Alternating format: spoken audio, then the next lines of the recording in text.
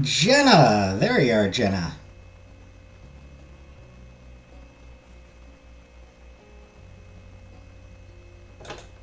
Hey, Hamburger Eyes. This game's long. It is long. We missed you at trivia yesterday, Jenna. We were all very sad that you weren't there. I mean, I don't think anyone mentioned you. I don't think anyone brought up the fact that you weren't there, but I think we were all thinking about you. Hey, Killface.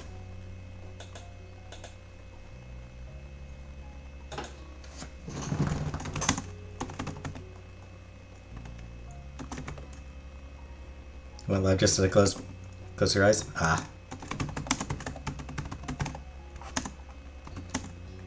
Well, I hope you slept well.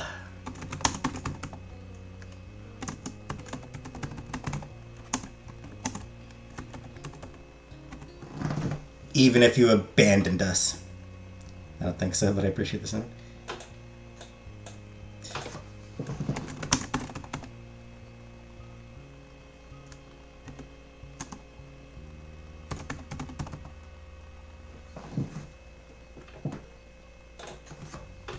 We always, exactly, like Killface said, we always miss you when you're not here. Sometimes we even miss you when you are here.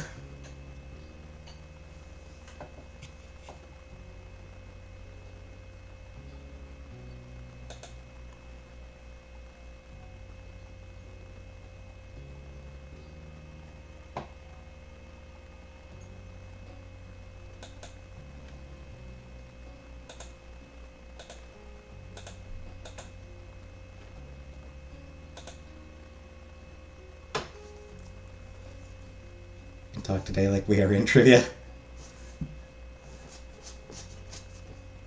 Just gonna shout random answers.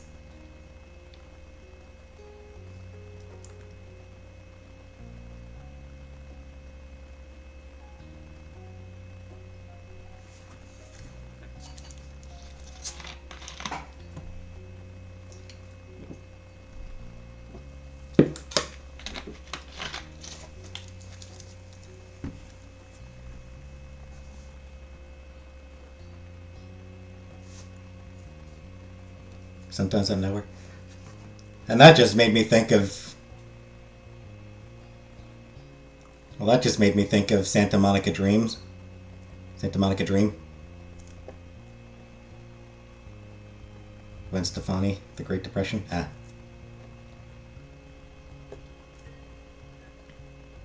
You're somewhere. You're nowhere.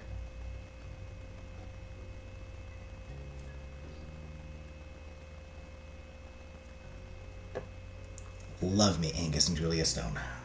Love Angus and Julia Stone. Really good.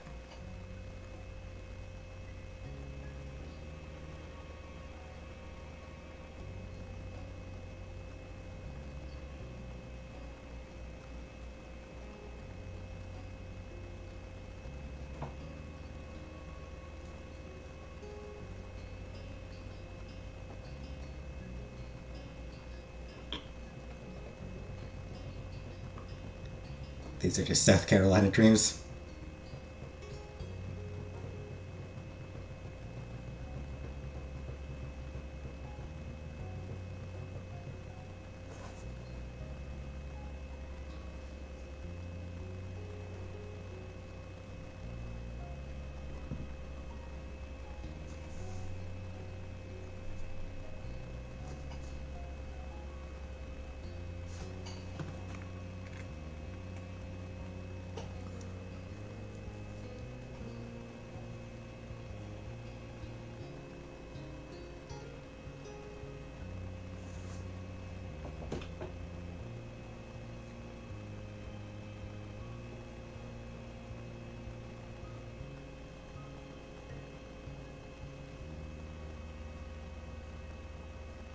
Yeah, does Cove not change his hair color once? This game is so unrealistic.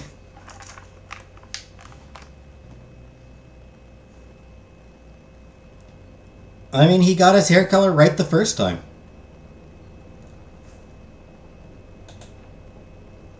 And it does kind of darken a little bit, I think, over time. I think it does kind of darken just a little bit over time. And I think this is much lighting as anything else. But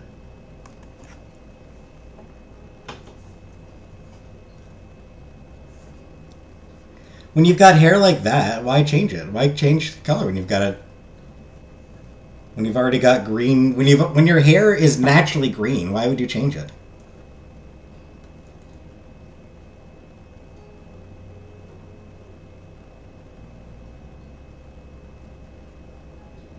He needs to dye it purple.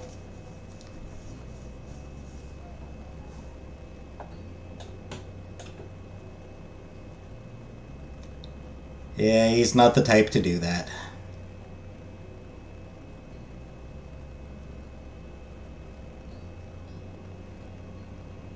If my hair was aquamarine color, I would be a mermaid. He wants to be a mermaid. He wishes he was a mermaid. He dreams of being a mermaid.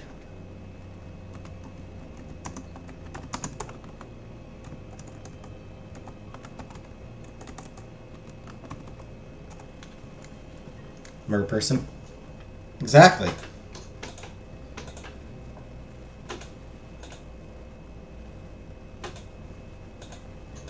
That's like his fondest wish.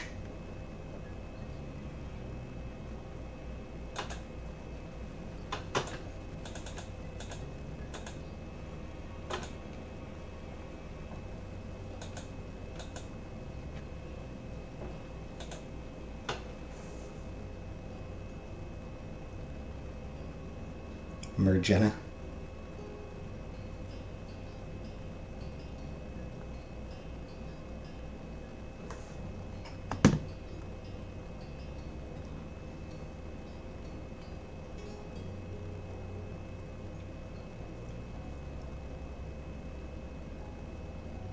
Mer nuts in your mouth. Hey, Kelly. You just came in at an odd time.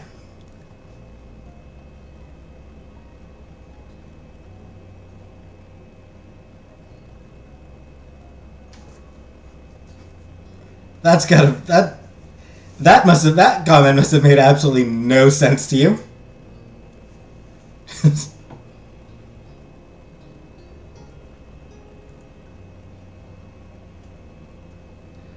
Well, actually, you know what these chats are like, so that actually is like, no, that probably makes just as much sense in context, and yeah. We were talking about mer people. Hence, mer nuts in your mouth. Mer nuts. As in, like, my nuts. But instead of my, it's mer.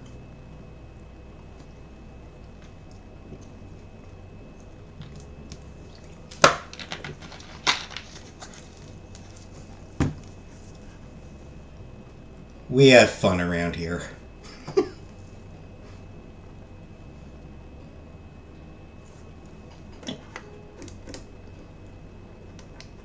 Is mer come aquamarine? I don't know.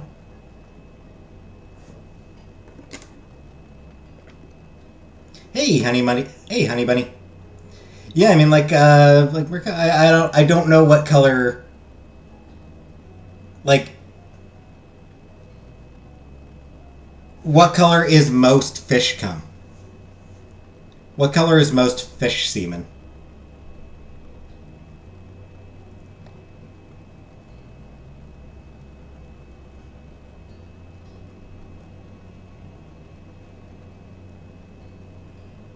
Seriously, I'm asking, what color is fish semen? Someone Google it for me.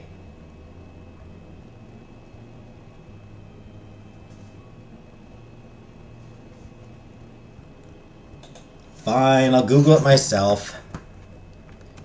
What color is fish semen?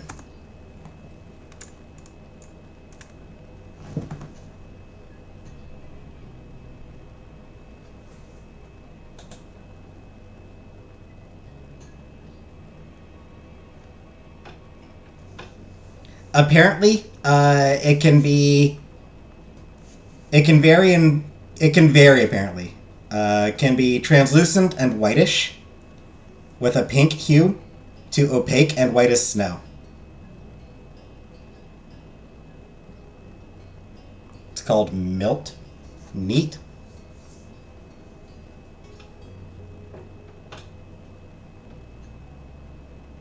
Also, apparently, it's a delicacy in Japan.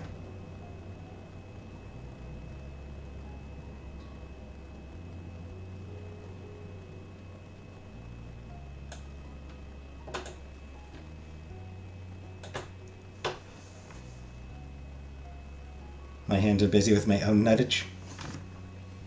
People, they do, Jenna.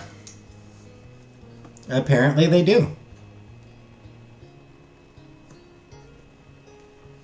And like,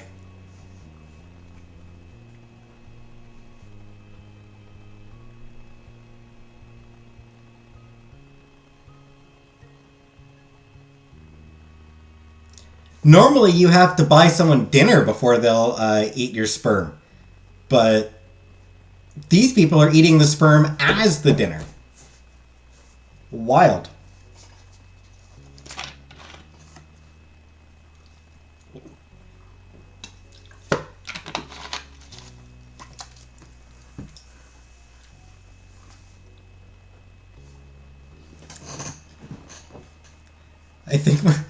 I think our conversation might be driving people away.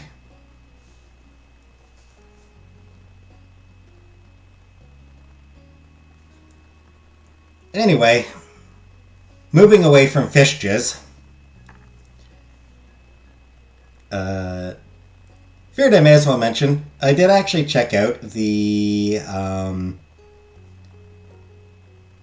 Derek focused epilogue. And it's pretty cool. You head out to spend some time with him at his new apartment. He invites you out to visit him at his new apartment and visit with his family for Father's Day, as sort of a callback to the Father's Day you spent with him previously. When you were 13, I think. Because, yeah, when you're 13, you end up spending Father's Day with Derek's family. And, so, yeah, then, he invites you out to spend Father's Day with his family again, and brings your sister out there as well, and so you spend some time with them all, and then he asks if you want to live together. So you can move into his place, or you can invite him to live with you. Who's Derek? Derek is a friend we had when we were 13.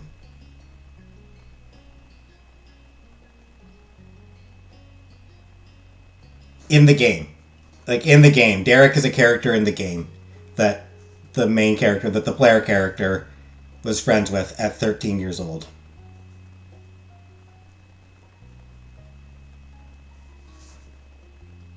I don't know why I was doing that with my hand just now. Not a friend of yours? No, but a friend of mine. Hey, Vanna. My boss didn't know who I was and asked me about the Christmas party we all went to.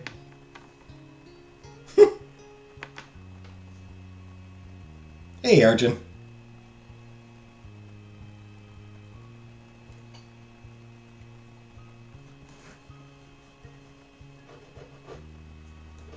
I have never been to a work Christmas party. Nor would I ever want to go to one.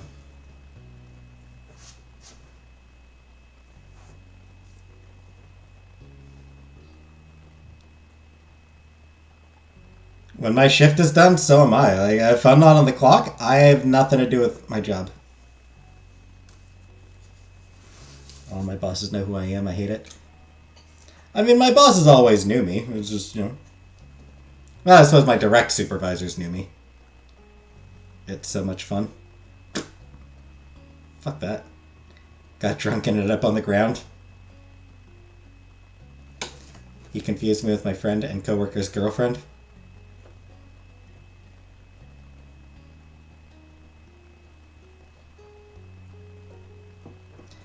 Alright, shall we get started? Shall we get back into things?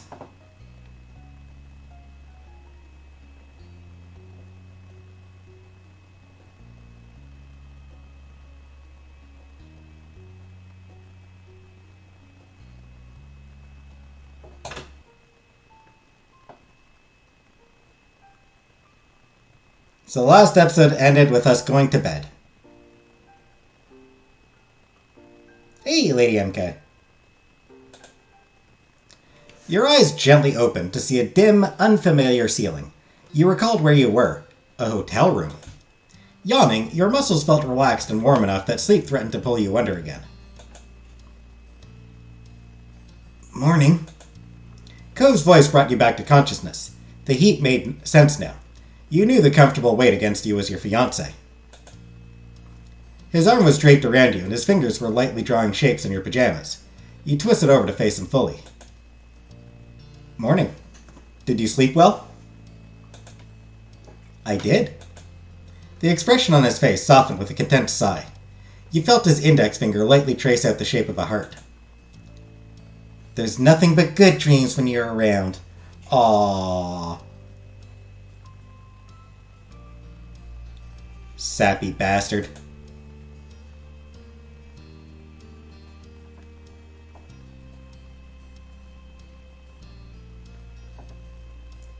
Snuggled against his chest.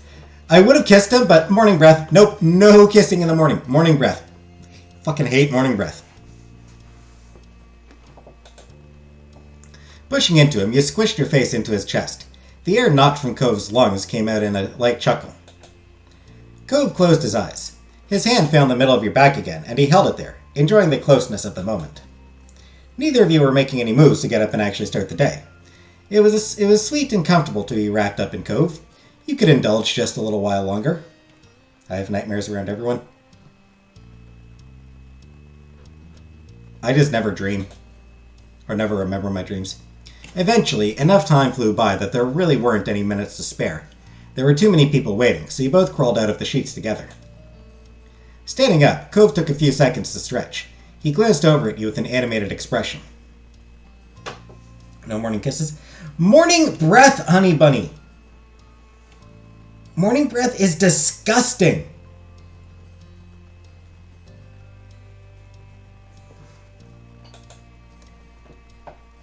I'm really looking forward to your mom's anniversary dinner tonight. It's gonna be fun. I think so too.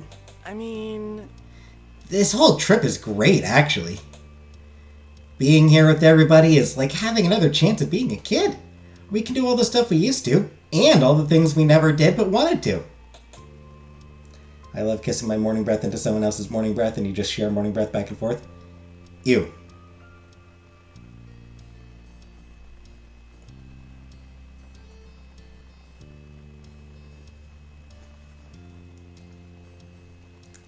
It's good to be back.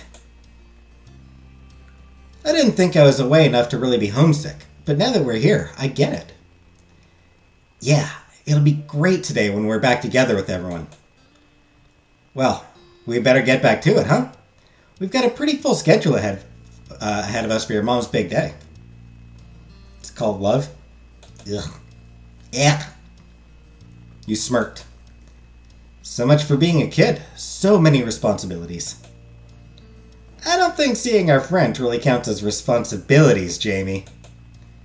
Fine, you got me there. After that, you and Cove moved around each other, busily getting dressed and ready for the day. Light laughter and chatter filled the air the entire time. Bags were packed and phones were sought after.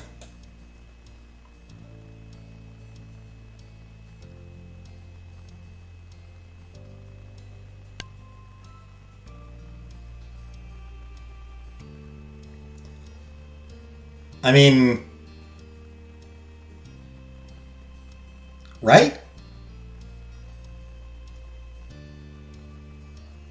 Am I wrong here?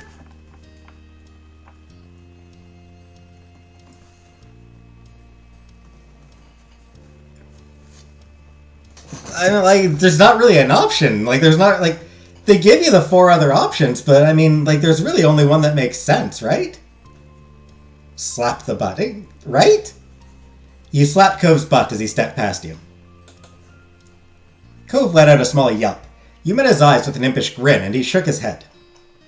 Slap the butt. Exactly, Jenna. Oh. Careful.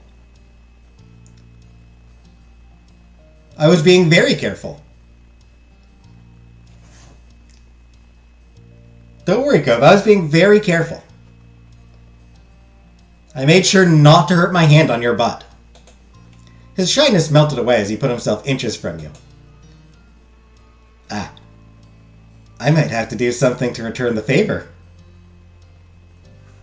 Promises, promises. You raised your hands in playful surrender. His mouth bent into a pleased smile.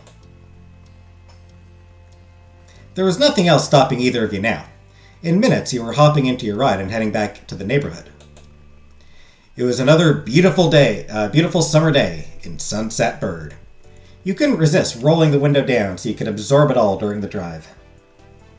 Boys are so cheesy. Indeed. Cove sat across the seat from you, near the opposite window. His gaze was locked outside, catching all the old landmarks the vehicle was passing. Your spirits rose even higher the moment you made it home once more. Eager, you hopped out of the car and let yourself inside. Your moms knew you were going to be there that morning. But the second you made it past the threshold, an excited scream nearly scared you out of your shoes. Hi! Jamie, you're here! And guess what? I'm here too!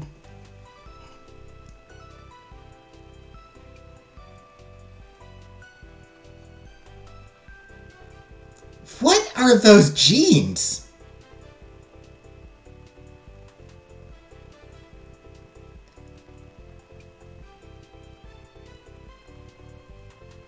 I don't think I like those jeans.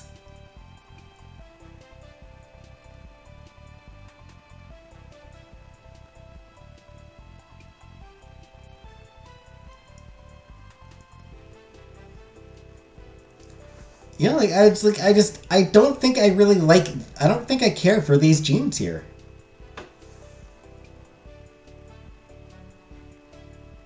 Period blood jeans, right?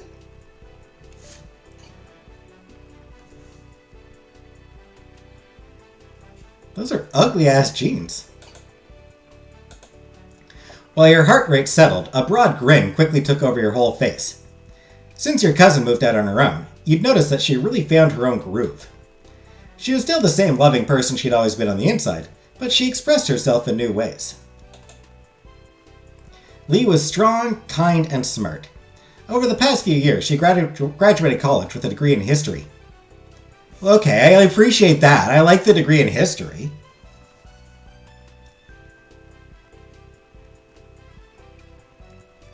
Also, historian looking like this is just a... I like that idea. I like the idea of a historian with bright pink hair and weirdly colorful clothes, but those are still ugly-ass jeans. The last you heard, she was pursuing her dreams, working towards getting into the music industry. Aw. I like the purse. Yeah, it is a nice purse. Hair is cute. And yeah, very nice hair. I do like the haircut. She's got great hair.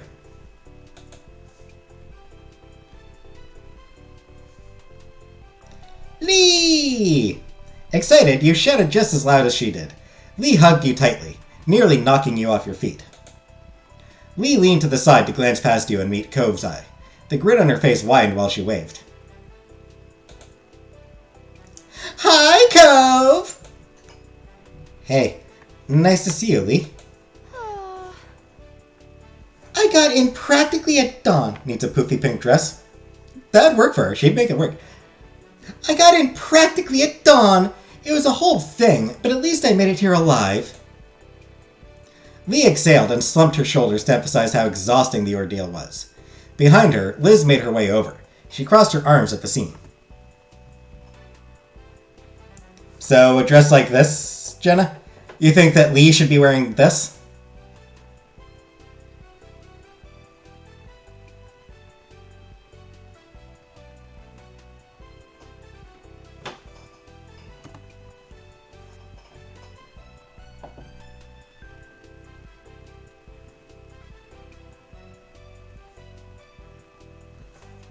Anyway. Sis looking hot here. Puffy pink princess dress? Ah, fair enough. That's a romper. Well, fine. I'm here too, in case you were wondering.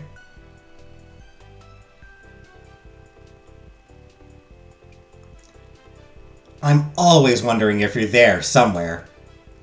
Liz's lip twitched before twisting into a smug smile. She brushed a stray hair out of her face. Hey. You make it sound like I'm always following you around. I have a life of my own, if you weren't aware. I know. But when I'm home, I'm always keeping an eye out for my big sister. Old habits. How sweet. I miss the days of checking to see if someone else made it to the TV first, too. You laughed. Of course that's what her mind would go to. Another friendly shout rang out in the living room. It was as cheery as it ever was from the many times you'd heard it over the years. Good morning, family! Your parents both came out from the side hall together.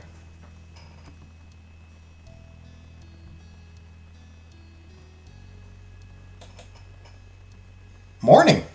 Well? Now that everyone is here, I do have a little something to mention. Ma put her hand lovingly over her wife's. Mom leaned her head into Ma's with matching attention. We're all still having dinner together, but Pam here actually made plans to take me out to brunch to celebrate our anniversary. Just the two of us. They look old and dead. I mean old, not dead. They're kind of silver foxes. Pleased, she hooked an arm around Ma's waist. Sorry to push you out, but I'm sure this group of mature grown-ups will be able to entertain themselves for an afternoon. We don't need to find a babysitter or anything. Totally. Yeah. Have fun, moms. Who the hell's Pam? Totally. Sorry. Mom is Pam. The, woman on the right with the gray streak in her hair. White mom is Pam. Hawaiian mom is Alani. I think Alani is her name. She's Hawaiian, I think.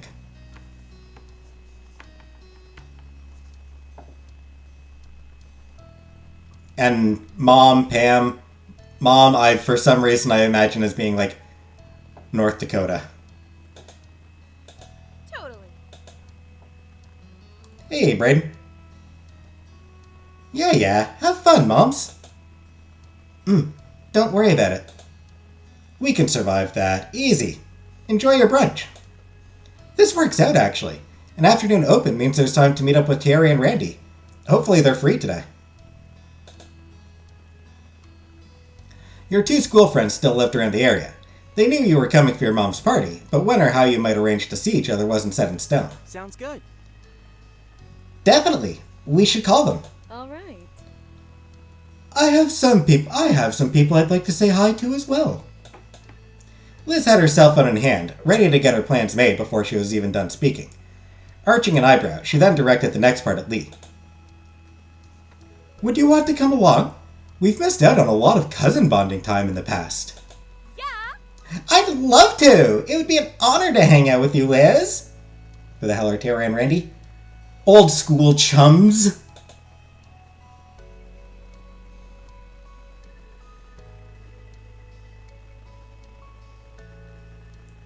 We need to start this game over from the beginning. That's why we've been playing this game for you. It's been a while.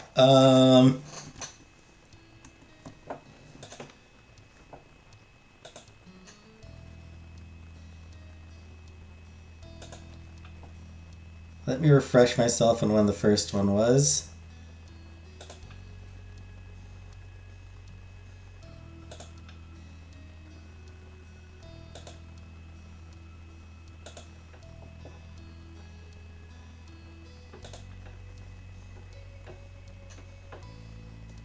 Very first episode was... Holy shit, it has been a year. The very first episode was July 2nd, 2022. So I actually have been playing this game for over a year now.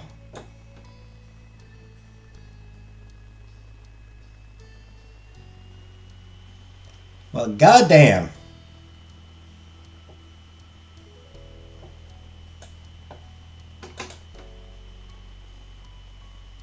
Old school chums.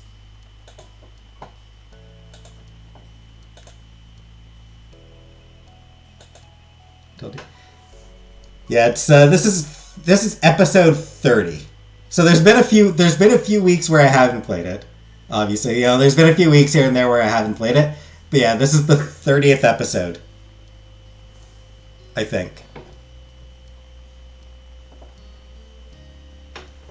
That's how much I care and notice. Indeed, Killface. You notice more than I do about my own channel. I hope you both have fun. Don't worry. Fun is my specialty. Chuckling, Liz smirked. We'll try not to have all the fun. Don't get into too much trouble.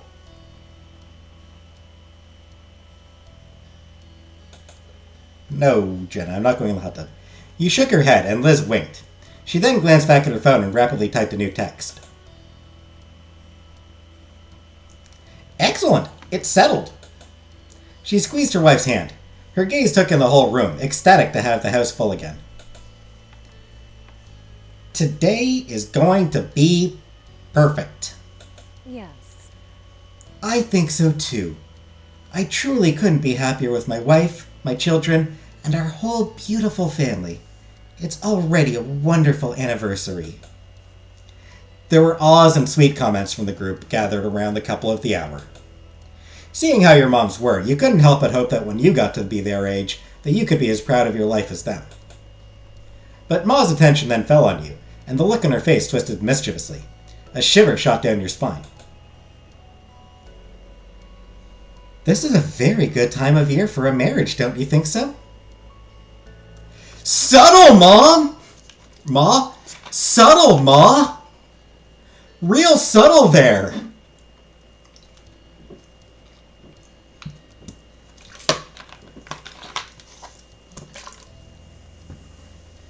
What would you do if the very last scene everyone just dies tragically?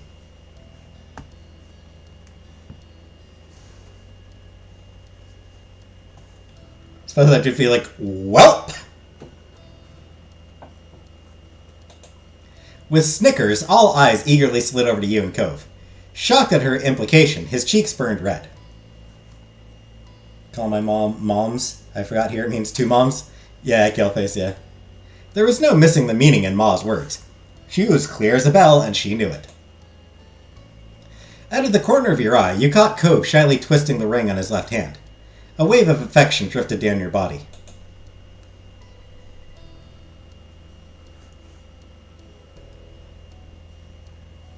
You knew someday would be your wedding. That filled you with joy. His stuttering never quite reached full sentences. It instead turned into silence. Cove's brain was shutting down. Ma had sympathy for him. There. You don't have to say anything. It's just a little thing to ponder. At that, Cove's mouth snapped shut. With a stiff nod, he creakily glanced at you. If it was only the two of you here, you got the impression he would have had something to say. For now, a meaningful look was all there was. Do they have games like this where the people are poor? Probably. I would think so. But probably not that many.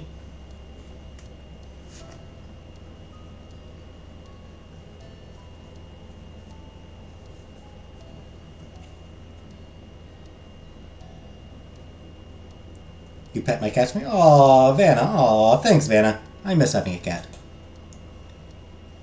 Right then. Let's get back to what we were doing. After that, you enthusiastically began setting up plans to meet up with your friends. They were both able to come see you, having kept their schedules free for this, and you couldn't wait. Is this for escapism or story fun time? Yeah.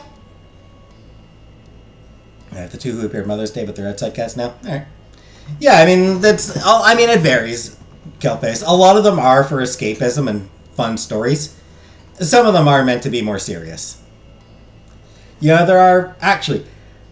I did play a visual novel where you play as a group of refugees, basically.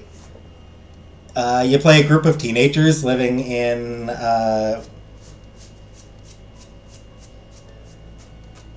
it's like fictional world, and it is sort of meant to be an exploration of like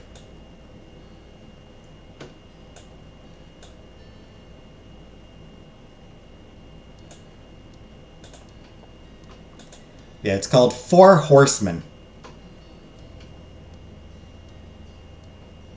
Life sim about the parts of the immigrant experience everyone pretends to forget.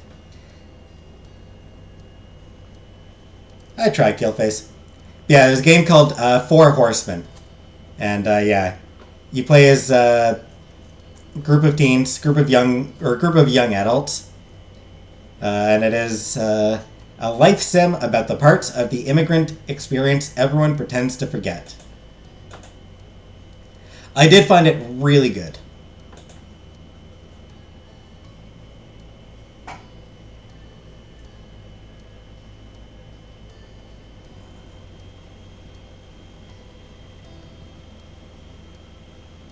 And yeah, the game is called Four Horsemen.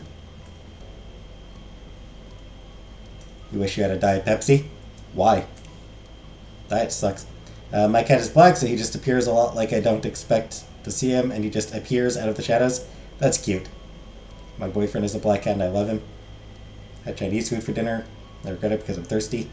Or I just ain't watering it like it used to. I have not watched Renfield.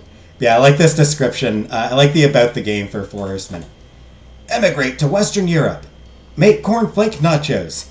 Confront the ghosts of a dead internet. Pretend you don't speak English. Get arrested for apologizing to a cop informally. Kiss your crush. Start an armed insurrection. Watch anime. Die fighting for your rights in a blaze of glory. Start over in North Africa. Watch less anime this time.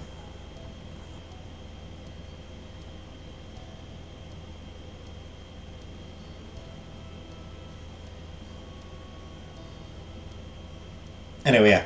So Four Horsemen is a game where you're playing as people who are broke. My cat's name is George. Aw. I'll hug him and love him and call him George. Lanky, long, white eyes.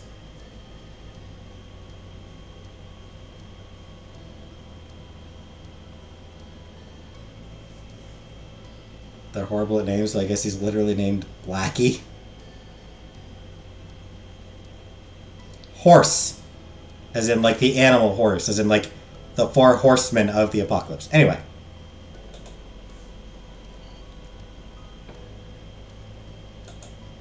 Cove was also speedily sending text messages. Since you conveyed the plans to Terry and Randy, you imagined that he was letting his parents know about what he was going to be up to. I refuse to name my pets any people names, but I respect those that do. Yeah, I wouldn't do that. I will say, George is one exception I will make for, like, an okay pet name. For, like, that is an okay thing to name your pet, just because I love that abominable snowman from Looney Tunes.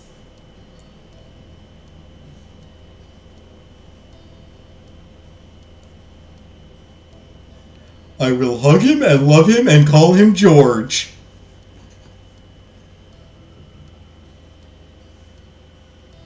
Want to name him Kelso?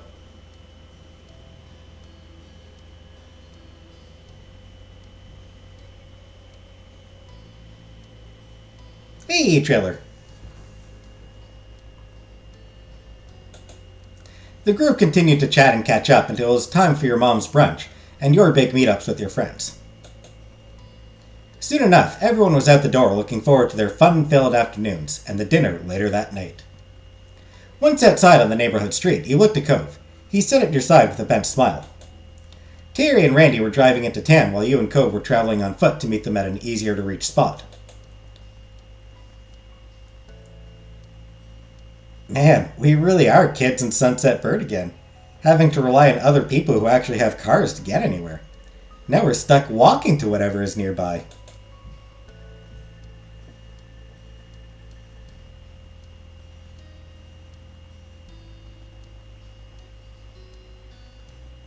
You laughed. Like the good old days. Cove took in the sunny sky stretching out above the two of you. He shoved his hands into his pockets. Yeah, and at least it's always been a nice walk. He potted. And there's always been places to walk too. We could have grown up somewhere with even less around. Cove cracked a grin at that. It wasn't so bad having to rely on your own 2 feet again. Let's go. You bounced forward several steps and shot Cove a playful look over your shoulder. With that, the two of you began your trip down the old road. It was a casual stroll into town, and before you knew it, you were at one of the large parking lots in Sunset Bird. It was the one that used to have the little crepe stall. Remembering the delicious smell, you got lost in thought. The store did well enough that it moved into a full-size building a couple years ago now. You'd seen pictures. It was very cute. The parking lot was now just, well, an empty lot that cars could theoretically park in. Not many took the offer. Cove pulled out his phone, texting Terry and Randy in a group chat to let them know you'd made it. Someone must have answered already, because Cove gave you a status update while still staring at the screen. Randy texted, "I can see you." Oh, The blare of a horn cut you off. You and Cove both turned towards the source of the noise. One of the windows rolled down. "Get in, losers, we're going shopping." Hey, buddies. Your friends had arrived, making a spectacle of it, as expected. Being the only car meant that they got the pick of the lot, so they pulled to a stop in front of you. The window closed back up, and instead the 2 front doors popped open. Terry and Randy stepped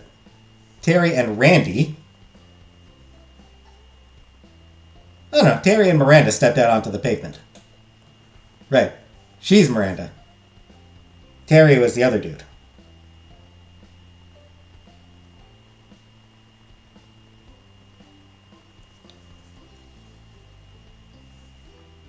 "Hi, Cove. Hi, Jamie." With a cheery wave, Miranda skipped towards you. Terry, on the other hand, walked speedily over to Cove, squeezing him into a hug. A quiet laugh escaped Cove, along with the majority of the air in his lungs. He didn't fight the constriction, but instead gave Terry's back a pat with a large grin spreading across his face. When he let go, Terry came right up to you. He held his fist up for you to bump it.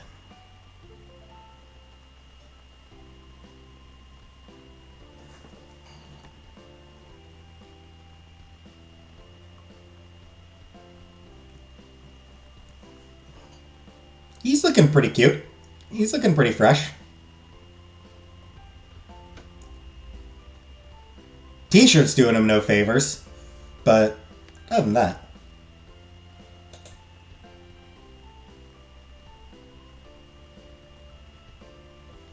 You smacked his fist with a high five to make a turkey.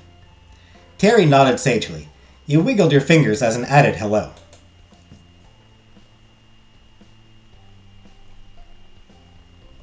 Gobble, Jamie. It felt so nice to have your friend group reunited as adults. Terry was currently a full-time lifeguard down at the busier beach a town over.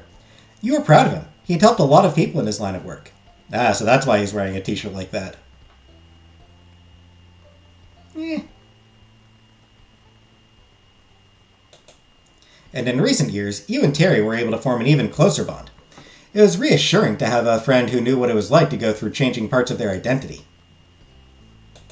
Although my character has been non-binary the whole time around.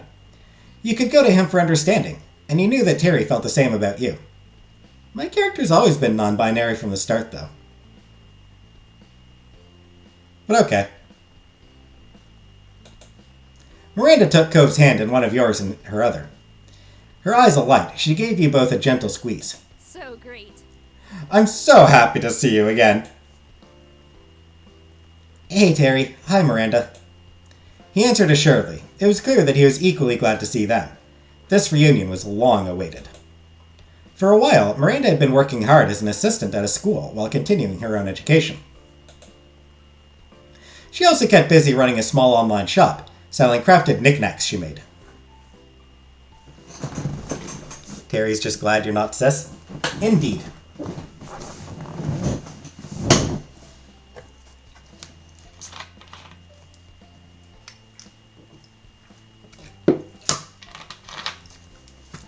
He's probably got enough cis people around him. He's like, hey, someone who's not cis. Woot woot.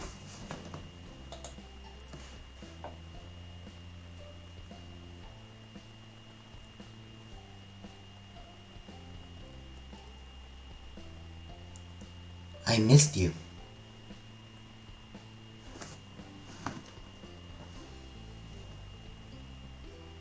So happy to see me. You missed me last night. We all missed you, Jenna. We all missed you as well, Jenna. I missed you. Miranda's expression softened. She gave your hand another squeeze. I missed you too, a ton. Watched for a second, saw everyone was happy, I just teared up and went to bed. Not getting enough me in my life in your life right now? Miranda released her hands. Giggling, she eyed you both carefully. So, how have you been? It's nice.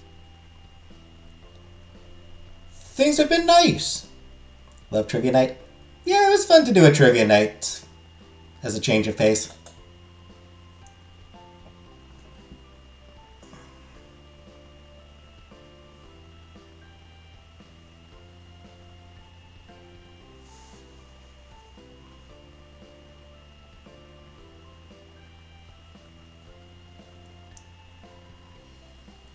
It's fantastic. That's cool. Yeah, I'm really glad for you. You stood more confidently and straightened your back. That made her giggle again. You're sparkling. What about you? I'm super! I'm super! Thanks for asking! Your bones break. Hey, Color Purple. Terry saddled up next to Miranda and put his arm around her shoulder. Sighing dreamily, Randy chuckled up at her boyfriend. Yeah, things have been unbelievable. Please don't mark me absent for class today. He pressed his cheek against Miranda's, and she let out a light squeak. The sight put an amused grin on her face. Your friends made a wonderful couple. They knew each other well and cared about each other so much. It was no shock at all when you heard the news that they'd started dating. The corners of your mouth curled playfully while you took in the warm welcomes all around. At times, it was still kind of funny to see how your group of four friends evolved into two couples. Not that you were complaining about it. You thought it was an amazing thing. Cove then pulled his phone out and peeked at the screen. He repeated the motion every so often. You raised a curious eyebrow at his unusual behavior. Cove was too focused on whatever he was doing to even notice you noticing him, which was even stranger. So... Is there anything either of you want to do while we're here? Any place you'd want to see? Hey, Joel. Restaurant? I'd be up for a lot of things, but actually there is something that I want to do right here. Oh yeah? What's that? Terry poked at Cove's arm playfully.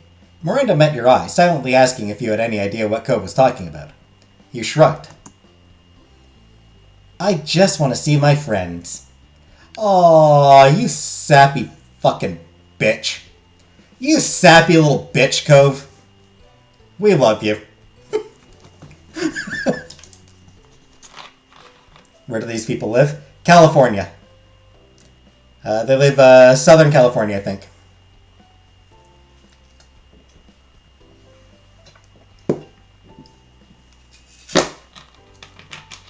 It's a fictional city, Sunset Bird. Set in, which is placed in California. California, as they call it. California, as the kids call it.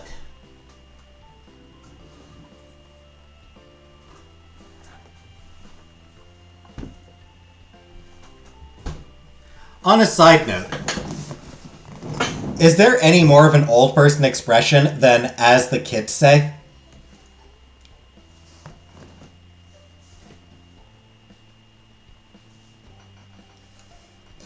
I mean, I feel like it's become sort of a jokey old person thing, like a thing you say to make fun of, ironically. SoCal locals.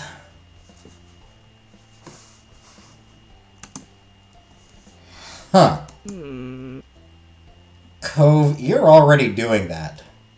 Well, True, but I could be doing it even more. Back in my day! That is an old person thing to say as well, yeah.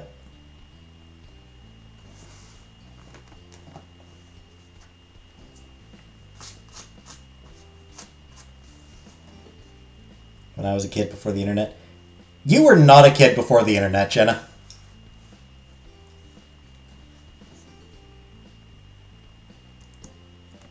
You're, what, 28-ish? well, I had to ask my 40-year-old coworker what no cap means.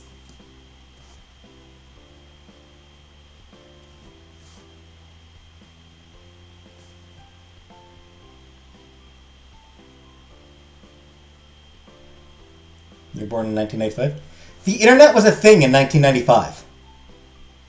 Like, the internet was already a thing at that point. Is definitely a thing by the time that you would have been able to start forming memories. In my house, there's no internet. Okay, that's fair. That's fair, I guess. And yeah, I suppose depending on where you grew up, yeah, the internet wasn't omnipresent. We didn't have a computer.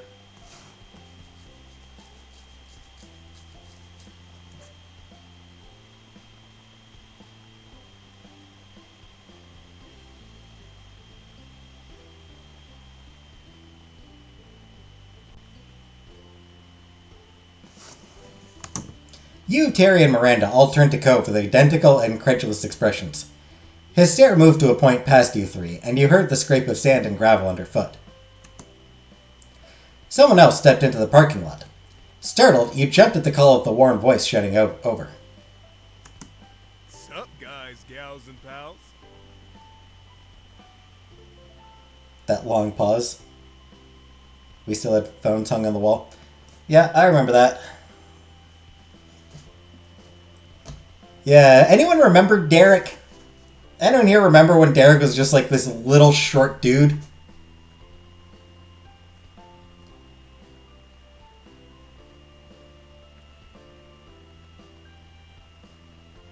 He got tall and he got beefy.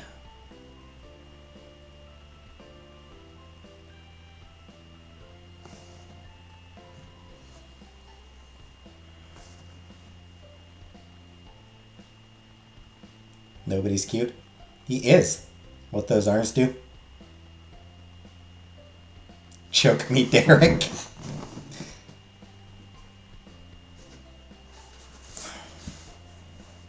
I should send you to horny jail for that, Jenna.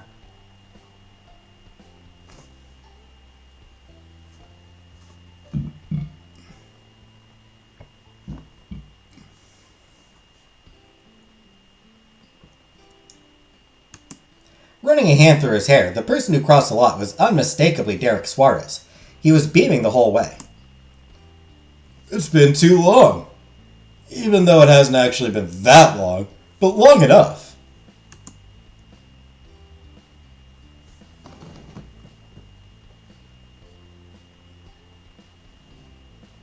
Look at the arms. I agree.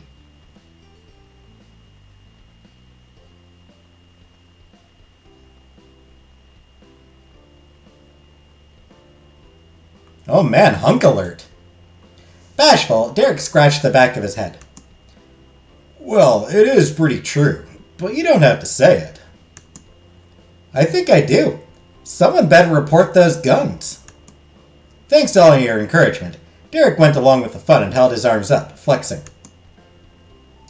Applause broke out among your group, and you whistled, causing a red blush to darken his cheeks.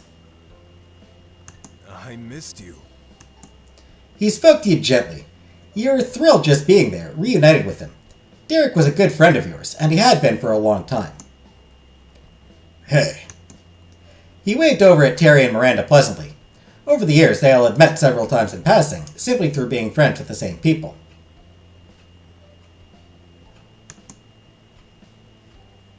Sup, big man? Hi, it's great you could come. Cove put himself next to Derek. Happy, he clapped a hand on his friend's shoulder. Hi, thanks for coming. Thanks. Of course. Thanks for inviting me. Sheepishly, Cove looked back at you and the others. That's when it clicked in your mind. It wasn't his parents that he was texting earlier. It was Derek the entire time. Derek is in town for a few months to help my dad and his dad with some work. Yep, I'm working on my own business thing too, but I'm still involved with running the scuba shop when it's called for. Very nifty. Humming, Derek elbowed Cove. So? But hey, we don't have to stand around here for my sake. What's the plan? So? Very nifty. So? Let's hit the town. I don't know how to do Terry's voice. Very nifty. Let's hit the town.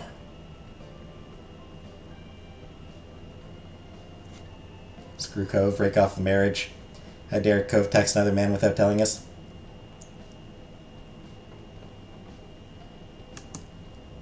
Eager to get going, everyone piled into Terry's car. The rest of the afternoon was spent visiting spots all over Sunset Bird, laughing and reminiscing the whole way. Once it started to get late, Terry brought you and Cove back to the neighborhood. You didn't have to walk there after all. You didn't get out until promises were made to see each other again before your trip ended. Side by side, you and Cove stood in the street and waved at the car as it drove away. Terry tapped the horn for 2 honks while Miranda stuck her hand out the window to wave back. You caught Derek in the back window, giving you both a wide grin. Sighing, as soon as the car turned down another street, they were finally out of sight. Well, that was one party.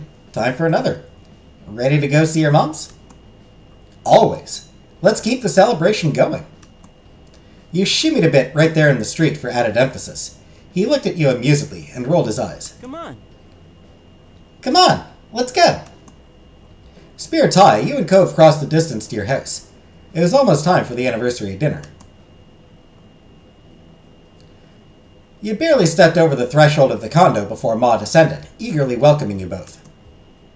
The usual greetings were followed by questions on everyone's well-being, after which the conversation moved on to excited chatter about tonight's dinner plans. Cove excused himself to the restroom to freshen up before being on the move again. But when he returned, you were shocked to see that he had entirely changed outfits.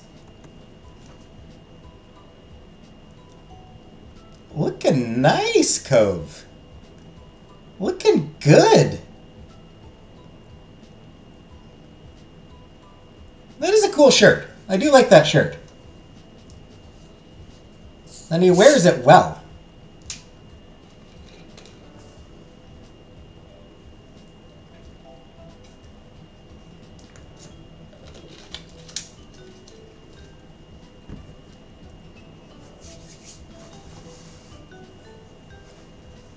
You know, Derek? No, but I mean, he's got that, yeah, I look good.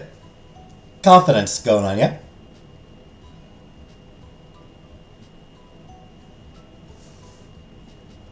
He's like, hey, I'm looking good here.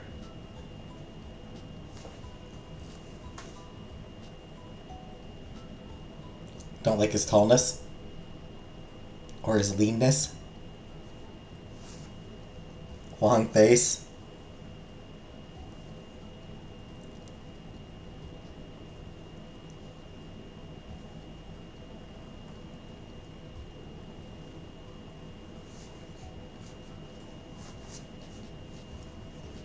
He's a lean cut of meat.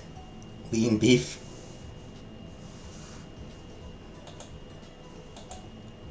Where did that come from? I packed it with me so I could get dressed before the dinner without having to go back to the hotel. Didn't you? Or maybe you have stuff still here at your mom's place? No, Cove. I didn't do that. Huh. But your mom's party, it's at the country club. And that's also where Liz took golf lessons. Not everyone is there in their Sunday best. This isn't like those summer soirees where they were having a real party. We're only going for a regular meal. Cove was as befuddled by your explanation as you were with his actions. He threw his arms up, desperate for understanding. Seriously? How can you not dress nicely for a country club? Hey, Wigglu. I mean, fair. I don't think the Cypress is as special as you've decided it is. You saw Ma, she was in informal clothes, and she's one of the guests of honor. You realize now that whenever you went to the country club on a normal day, it was family time with just you, Liz, and your moms. Each time Cove came, there had been more exciting things going on. You never would have thought of that before, but his perspective suddenly made a lot more sense. His frown wobbled, and his cheeks became far pinker. He looked down at his own self regrettably as he pulled at the cuffed ends of his shirt. He seemed more like a scolded child than a grown man dressed for the latest charity gala. I thought she was gonna get changed while you and me were...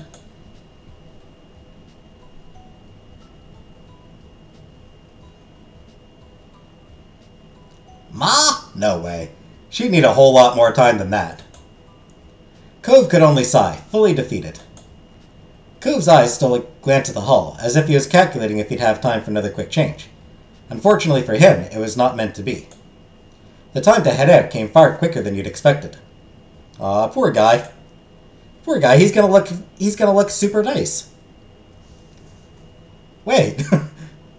Cliff and Kira swung by the condo to make sure everything was in order, and for your second surprise that night, Cliff was also in formal clothes. Cove's face excitedly whipped towards yours at the same time Cliff went to Kira's. The two men pointed at one another.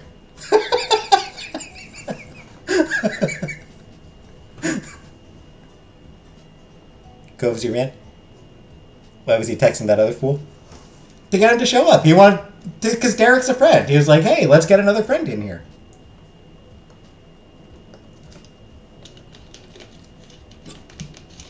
I like that. Both of them dressing nicely while they're like, you're dressed up way too nicely. And then they see each other and it's like, ah! I like this one. This one's fun. This is funny. See? He knows!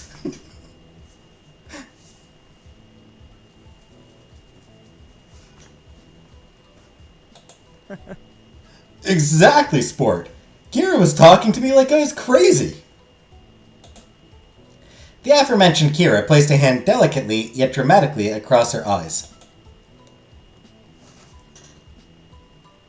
Clifford, our son only knows this because you are the one who raised him.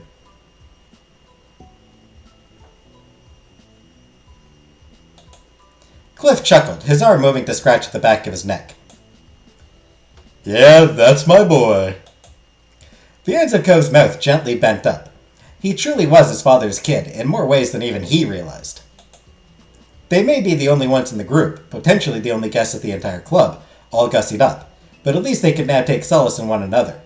That looked to be good enough for them. All the members of your family headed out at the same time to the Cypress. It was to be a perfect reunion. An impeccably smart host greeted you on arrival, smoothly leading the way to the set of tables reserved for your group. Once you'd all settled in, chosen drinks were poured into delicate glasses. The food would be coming out later, letting you soak up the atmosphere for a little longer. Smiling, your parents faced the group of familiar faces, all gathered here together to share this special day with them. Mom reached over and took Ma's hand, clasping it between both of hers. Thanks. Thanks for being here tonight, gang. Marrying this lady right here is the best thing I've ever done. and there's no one else I'd want to celebrate that with. Don't you know? Yes, we're so lucky. Not only do we have each other, but we've got such a large and loving family through all of you.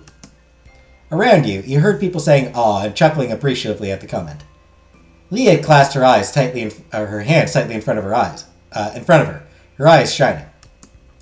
Your eyes met Liz's misty ones, and the affection she had for her mom's carried over to you, too. You returned your attention towards the happy couple just as they leaned in to kiss, smiling all the while.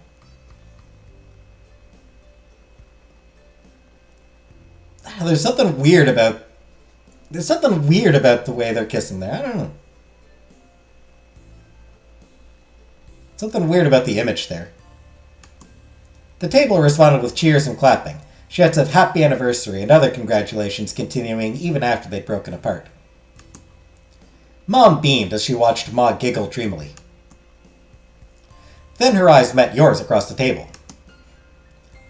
And of course, it won't be too much longer before we're celebrating another marriage, She leaned eagerly over the table towards you and Cove. Your fiancé blushed, but he still grinned proudly at the suggestion.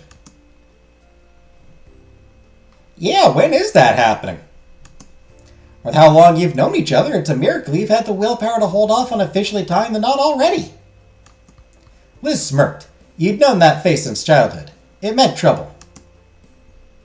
Yeah, wait much longer and I'll start taking bets for real on when it'll happen. I missed my chance with the proposal. The group burst into laughter. Cove, who only stopped pouting long enough to take an angry chug of his drink, did not join in.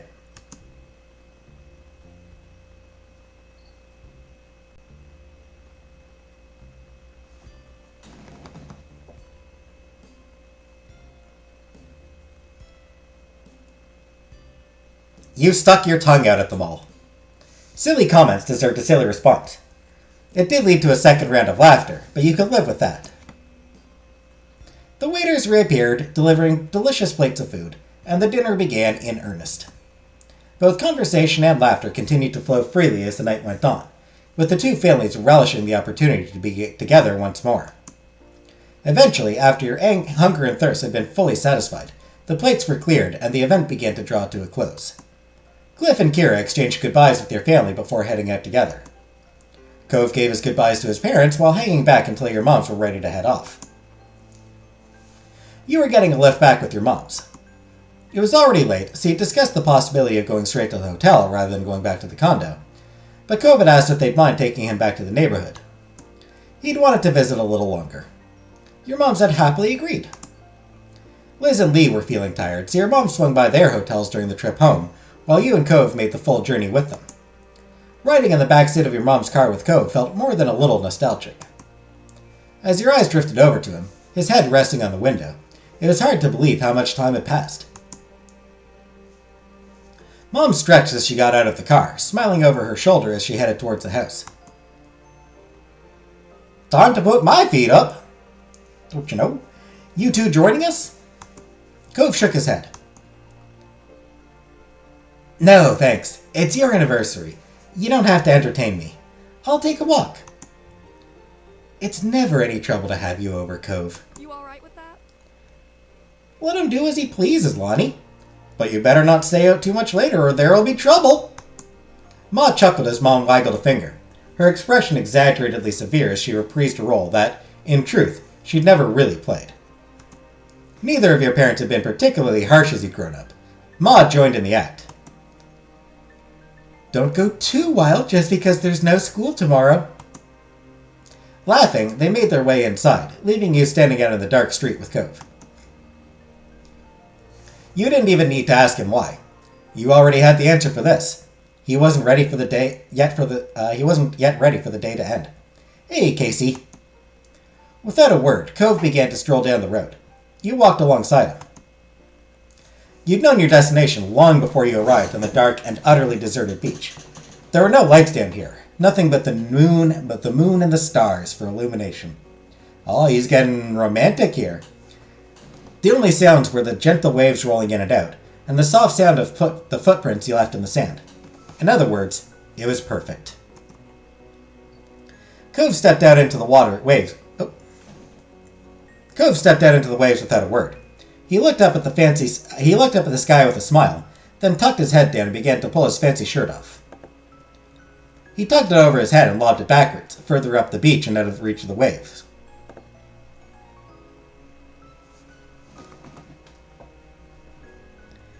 Didn't know I'd be getting a show. Cove froze, his arms still raised from when he'd thrown his shirt. Slowly, he came back to life, stiffly pulling his arm back down. Your commentary had made him self-conscious. Laughing, you clapped your hands in delight at his awkwardness.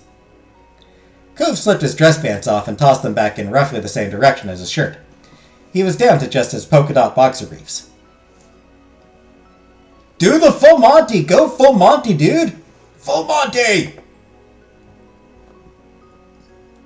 Sometimes, you were really struck by the ways in which he was braver than his younger self. This was definitely one of those times. Woo-hoo! Woo-hoo!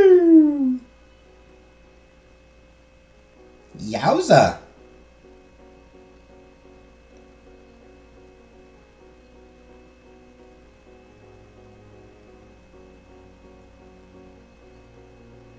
There you go, everybody. Just, enjoy this little show here. He never, ever would have done this when you were both living on this street. But you also knew that, no, he still wouldn't do it with anyone other than someone he'd spent all those years with. He skipped leg day.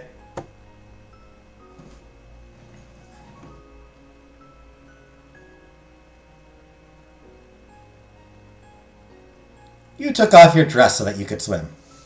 Cove waded further into the water until it came up to his chest. You unfastened your clothes and left them behind you, just as Cove had done moments before. You didn't even bother to see where they'd fallen before following him deeper into the sea. Cove grinned as you approached. I'm gonna be in so much trouble with my moms when we get back. I guess. Yeah, oh well. Think fast! He splashed water at you as soon as the words had left his lips, giving you no time to prepare. The splash had caught you full on, leaving you spluttering and drenched. You splashed him back! Seeing what you were doing, Cove put his hands up for protection. It was no use. The water washed over him, leaving his hair soaked through. This is how Jaws started. Da-dum. Da-dum. Da-dum. Da-dum. Da-da. Da-da. Da-da. Da-da. Da-da. Da-da. Da-da. Da-da. Cove sighed, then looked at you mournfully. The sudden shift in mood alarmed you, but those worries disappeared as soon as he opened his mouth. We're still not merfolk. The world is cruel. We were just talking about this an hour ago. Remember, just an hour ago we were talking about this.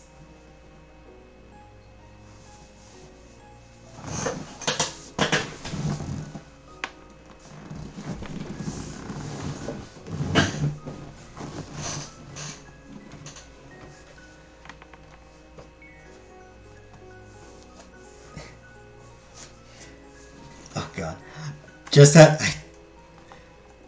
I know I just finished dinner, but maybe I could have some milk for dessert.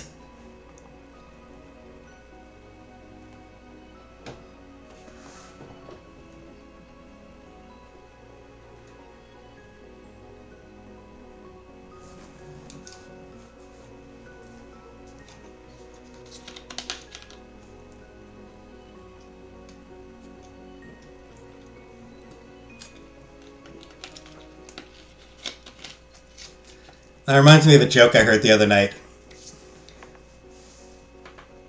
What is the best slide for kids?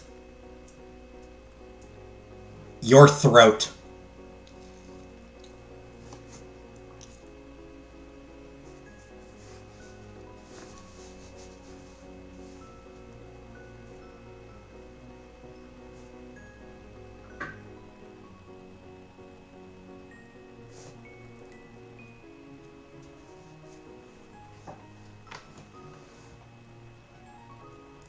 Anyway, you snickered. After a moment, Cove's mock sadness broke, and he joined in. Wow. I know. It's terrible, but it made me laugh. It's one of those that's horrible, but I kind of enjoy it. The two of you wound up drifting further down along the shoreline, chatting and enjoying the chance to be back on the beach that had provided the backdrop for so much of your childhood. Eventually, a silhouette of structures appeared up ahead. As you drew closer, you realized it was the old playground. Cove spotted it too and hurried towards it, dragging himself out of the water and heading into the park.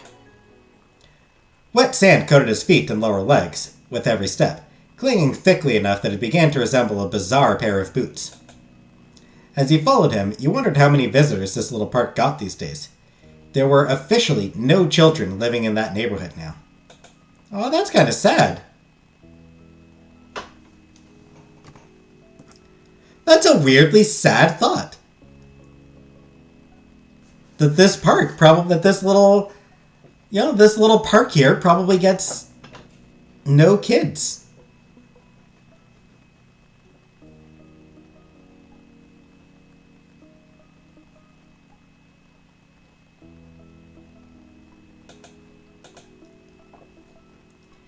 Cove gazed at his surroundings in wide-eyed awe. He didn't care at all that he was soaking wet and dressed only in his underwear. Crouching, he gently pushed one of the child-sized swing seats, marveling at it all. Wow. I can't believe how tiny everything is. Were we seriously small enough to use these?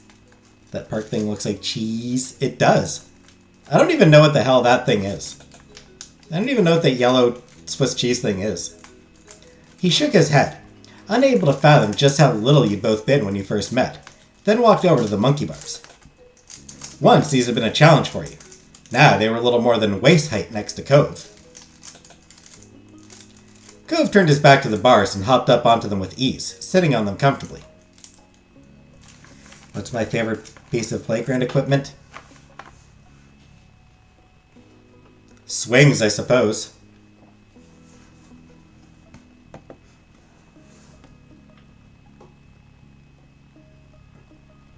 Yeah. Stand in front of him, make it easy.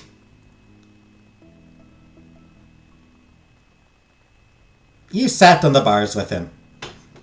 It is strange seeing adult Cove juxtaposed with the baby playground, but you took your own place on the structure. This place had been something so exciting to Cove back when he first arrived, and apparently it was to this day. Thing that rolls and you run on it like a hamster. I never had one of those. I never saw one of those. Honestly, like, the neighborhood I grew up on, we did have a park. It sucked. Like, there was, like... I think there was, like, a shitty swing set and a really shitty slide. And there might have been really small monkey bars. I don't even remember. But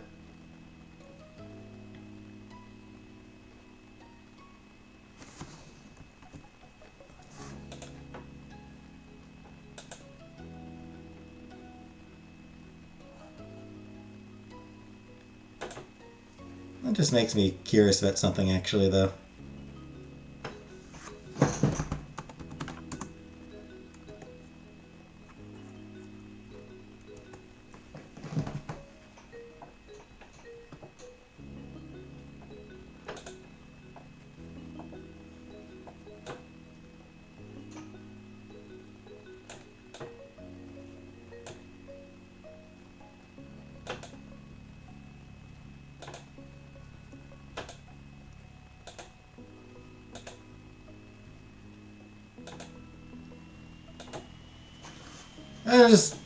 I pulled up Google Street View so I could. Man,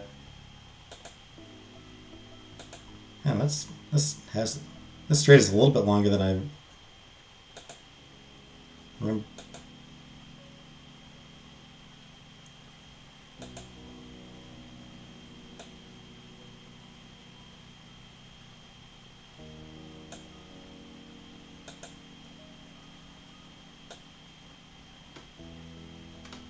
Looks like they got a new... Alright. So it looks like they did install a new slide in the old park.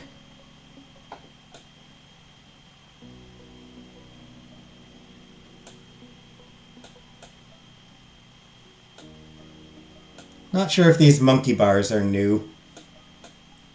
Swing set, I think, might be from 30 fucking years ago. 40 years ago.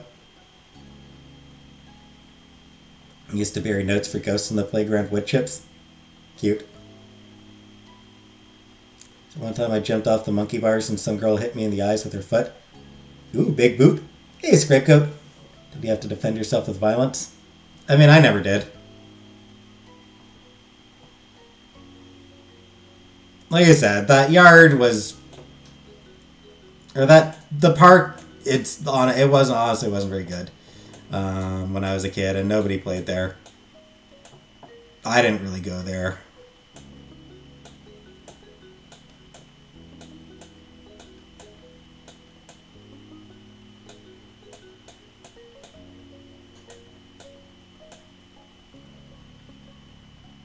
Went right away to the lunch monitor and told her I just got a black eye.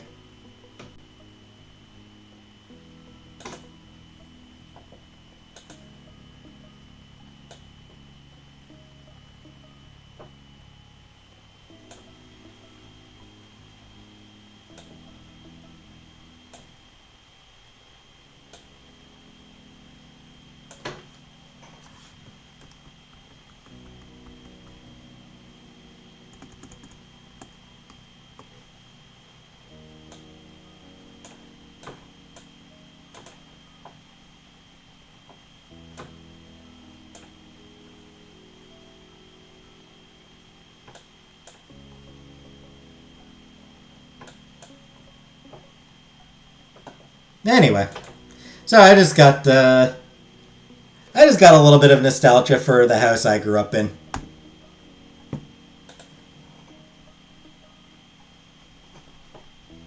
Cove smiled eagerly as you approached, kicking his feet in the air happily, briefly forgetting the low vantage point until the tip of his toe scraped along the ground. He continued to swing his feet, but with a little more care. You thought it was adorable. In this moment, you were home. It just so happened to be the place you'd grown up, but really, anywhere you could be with Cove was that for you. He had held a special place in your heart for so long, and so much of your life had been shared. You'd grown up on the same street, which had given you some common ground, but it went far beyond that. You had both chosen, from a young age, to share your life with each other. You wouldn't have it any other way. Here we are again. Here we are. The mood had shifted now. The funny, impulsive night beach trip, with the spike of adrenaline that came from you playing in the water under the moonlight, had settled into something quieter and more nostalgic. Cove leaned back, tilting his head towards the sky to admire the stars above. The dinner was really nice. It was great to do all this. The smile he had when he spoke those words fell as quickly as it had appeared. It went by so fast. We all came out here for the party and it's over. Liz, Lee, our parents, we'll all be going back to our own things now. But what else can you do except say it's okay? I guess it's part of growing up. This place and these people, they're our foundation. It shaped who we are now, like making castles out of sand. I owe a lot to Sunset Bird. His eyes crinkled fondly, and Cove's voice was gentle when he spoke again. We had a good childhood, I think.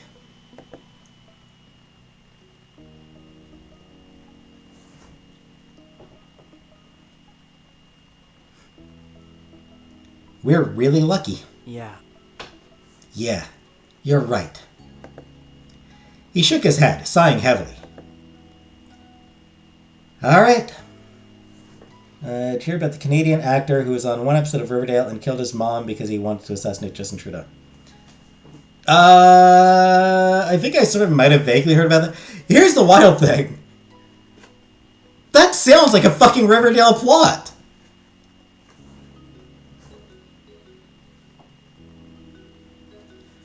Like, Riverdale itself is so fucked up.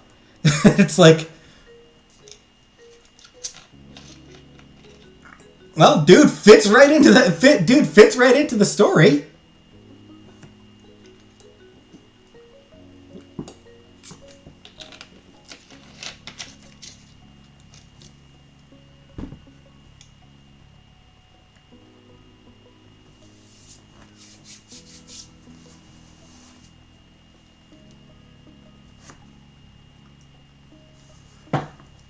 Yeah. Yeah, I think I might have sort of very vaguely heard something about it, but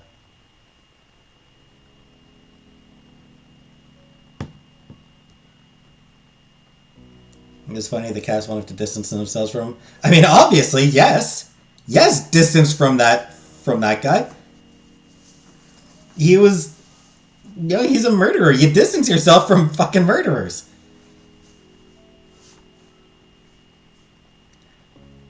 Guy does that. You just want to pull the, I didn't know him. I didn't know him well. I didn't want to know him well. Watched Eleanor Neal's video about it. Alright. His smile took on an uncharacteristically harsh twist. You had a feeling where this was going.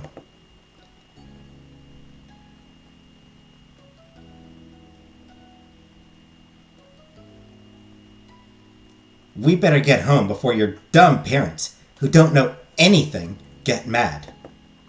You had to laugh at the half-hearted impression of young Jeremy, the boy you met in this very park.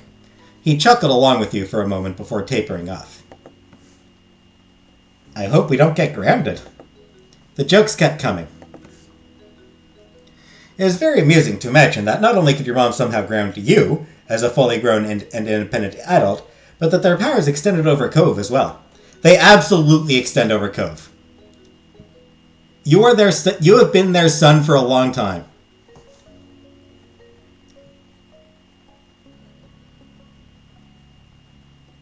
So if my best friends are murderers, they aren't all bad. As much as you were enjoying being back here, Cove was right. You had to accept that you needed to go now. It was late, and your moms were still expecting to see you before you got a ride back to the hotel.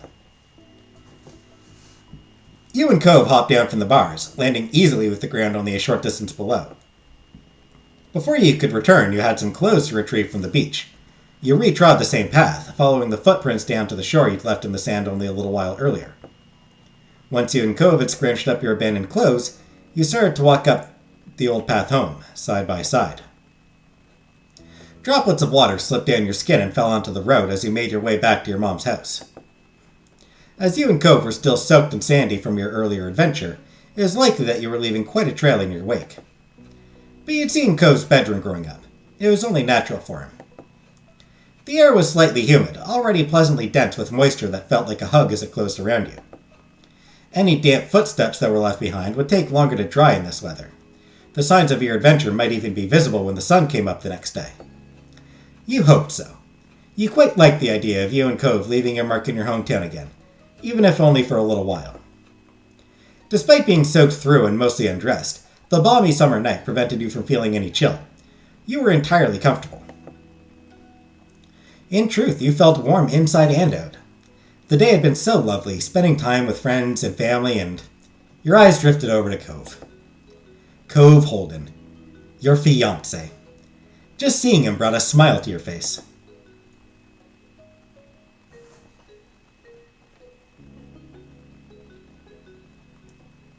I love you. Cove turned to you, his eyes wide and adoring, and he bit his lip as he smiled shyly. You could tell that your words had touched him. I feel the same way, exactly. Well then fucking say it! Say the word, bitch! He held your gaze a moment longer, looking straight at you as he spoke again. I love you. Oh, okay. I'm sorry I called you bitch. I'm sorry I called you a bitch. I didn't let you finish. That was rude of me. I'm sorry.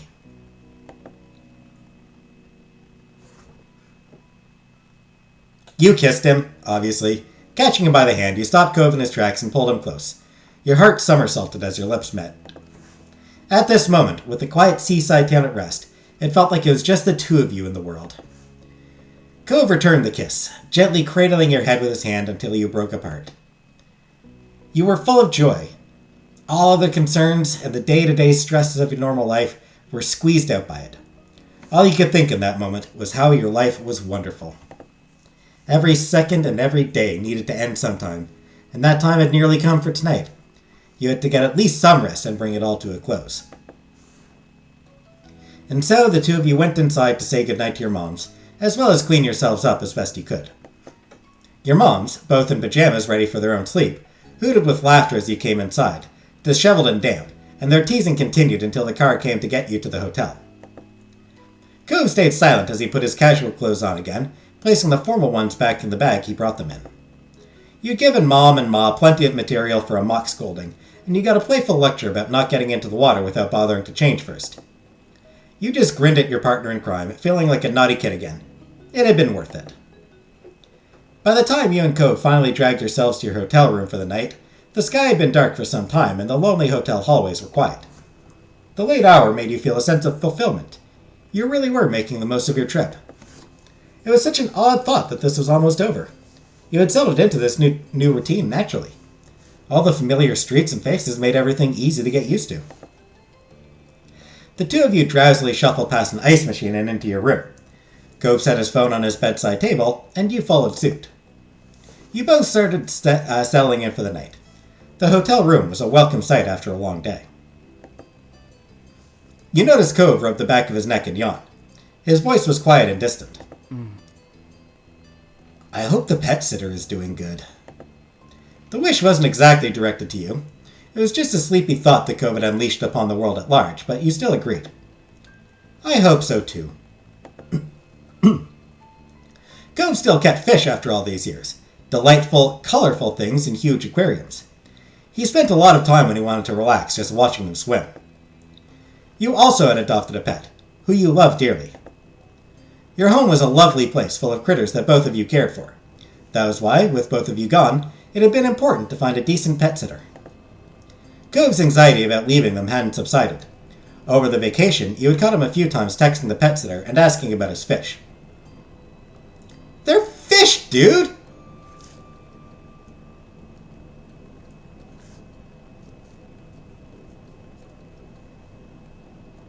They're not exactly the most complicated thing to care for. They're fucking fish.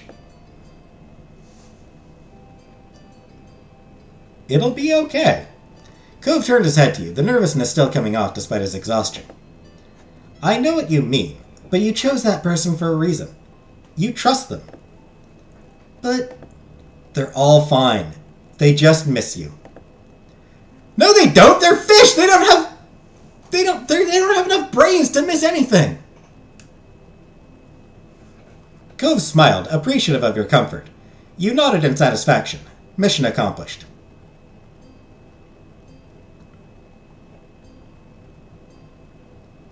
The fish have no idea Cove exists.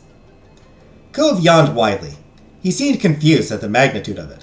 He groggily blinked at you. I think it's time for bed. You glanced at your watch. It really was astonishingly late. Yeah, Cove, that is an understatement.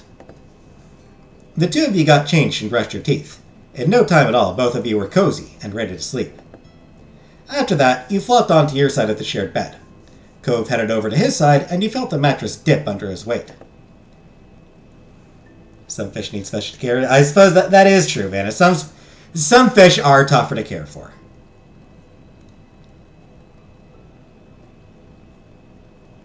That said, there is no fish that is capable of missing somebody. Maybe an octopus, but that's not really a fish. An octopus isn't a fish. Fish are stupid. They don't have real brains. They just swim around looking for food. They just swim back and forth. That's all they're capable of. You tucked yourself under the covers, and Cove snuggled in closer to the middle. You turned on your side to face him, and scooted slightly closer. Your nose is almost touched, and Cove watched you with a soft expression on his face. Do it! Bang! Get your sex out! Cove gently spoke, his words like a lullaby. Good night. No sex tonight, I guess. Night! Cove's eyes fluttered shut, and he let out a contented sigh. There was a warmth from Cove's body next to you. He was right there.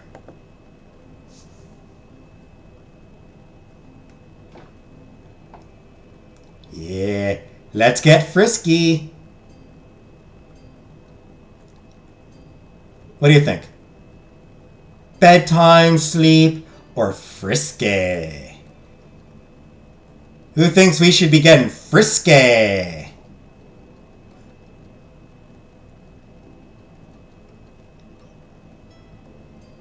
Sleepy or frisky?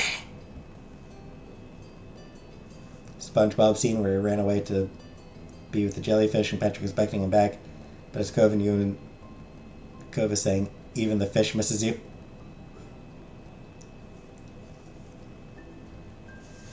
So we're all agreed on getting frisky, right? His presence was alluring. You really wanted your hands on him. Your hand drifted over to Cove's, and you ran your fingers up his arm, across his shoulder, and finally to his face. Cove trembled at the gesture. You cradled his cheek, and his eyes opened slightly to peek at you, unsure. Are you tired? As nice as it was to be near him, you understood he might not be in the mood. You wouldn't mind if you both just went to sleep instead. Cove mumbled into the hotel blanket. I mean... Not anymore.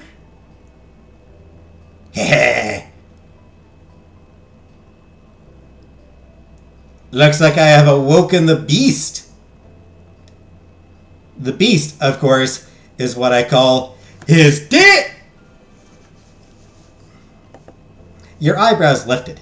He flushed as a growing excitement replaced any previously held plans to rest. You leaned forward and lightly kissed his lips. He pecked you back affectionately. You could feel his smile in his affection.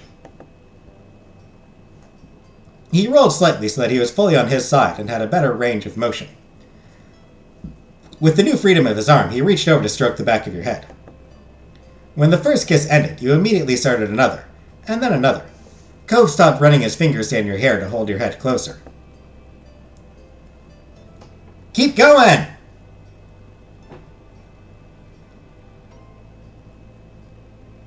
You kissed him deeply. You snaked your arms around Cove and pulled him as close to you as you could. You savored the heat of his body against you. You pressed into Cove as long as you could manage before needing air. He responded just as desperately.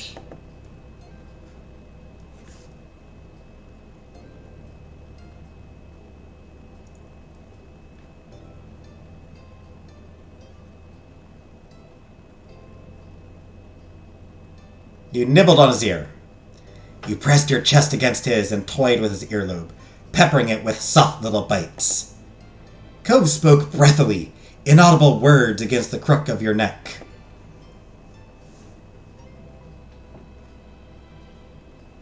You grabbed his butt.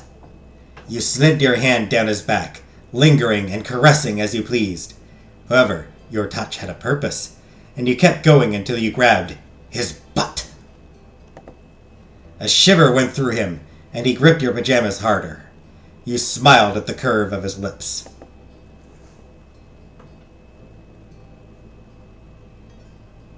Hooked your legs around him.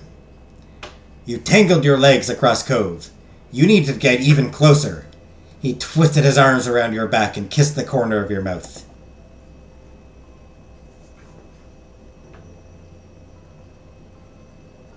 Kissed down his neck. You bent over Cove, the covers wrapping around you, and kissed all the way across the side of his neck. Cove squirmed under your touch and made a new pleased noise with every touch. Grabbed onto his shirt.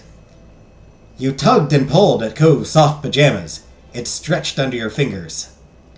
Cove started to run a hand through your hair again, sweetly carding through the strands. What? Carding? It was a never-ending reassurance that he was here, and he cared about you. I guess pressed your foreheads together affectionately. Cove happily looked back at you before he bent his torso so that he was in a position more over you.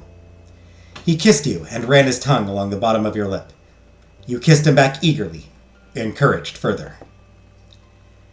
Cove twisted his head towards his pillow and squished his face into it, letting out a sigh. You smiled, and you snuggled up against him, both of you starting to settle from the heated moment.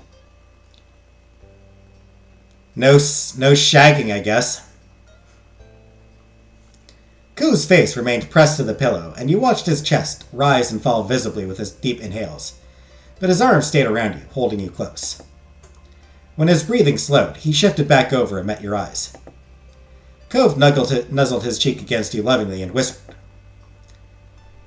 "We really shouldn't stay up all night, huh?" You accepted Cove's judgment. He was right. You both needed sleep for tomorrow. Did Cove cream his pants? Could be. That might be why he was ready to stop. Poor Cove. Premature ejaculator.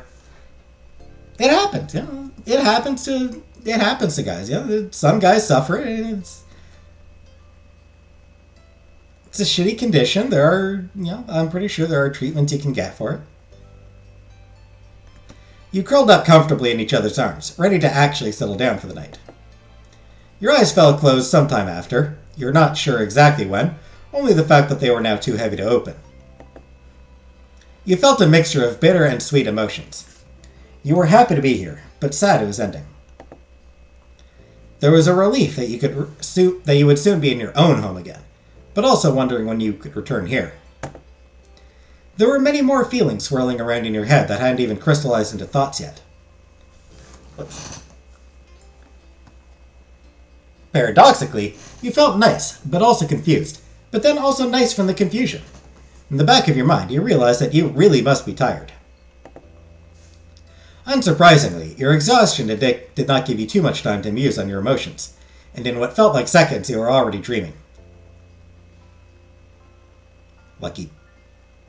Lucky fuck. Doesn't matter how exhausted I am. Still takes me an hour to fall asleep if I'm lucky.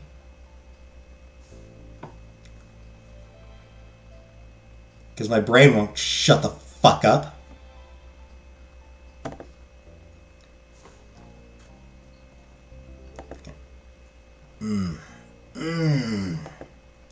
The dreams dancing around your head became fragmented and faded until you couldn't remember a thing about them at all. You were growing more aware of the real world.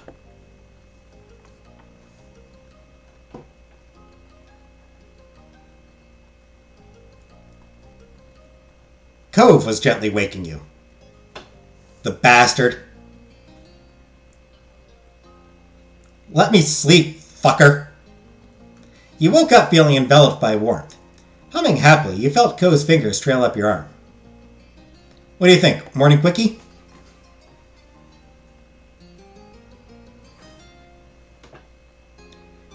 Closing your eyes again, you snuggled into Cove. You nuzzled into his chest, letting out a delighted sigh. The warmth of your breath sent a shiver through his body. You wrapped your arm around him, holding him there. Body pillow! Not that Cove minded too much. He happily held you back. The sleeping morning couldn't last too long, though, and eventually you felt Cove's thumb rubbing circles into your shoulder, trying to ease you back awake. It's okay. I don't want to leave either, but it's gotta be done. We have to get up, Jamie. Once we get past today, we can spend as much time in bed together as you want. Okay? Delighted, you nuzzled your cheek into him again. You could feel his fingers aimlessly drawing squiggles and circles on your hip, on your skin. I like the sound of that. So do I. I like the sound of spending as much time as I can in bed. You sat up fully with a big yawn, stretching your back, then your arms, and lastly your neck before accepting the day. God, now I want to stretch my muscles.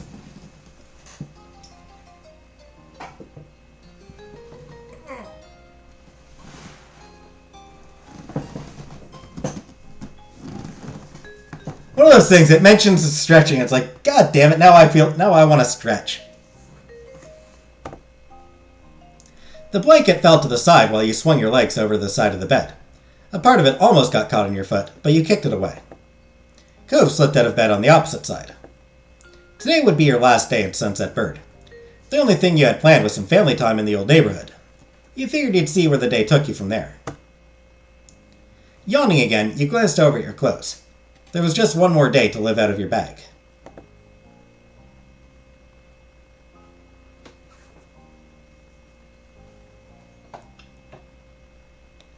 Hey, Cove, is there anything you'd like to see me in today?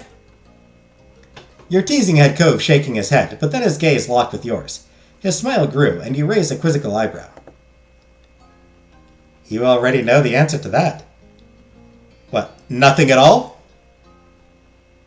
Save that for tonight, baby. An anklet?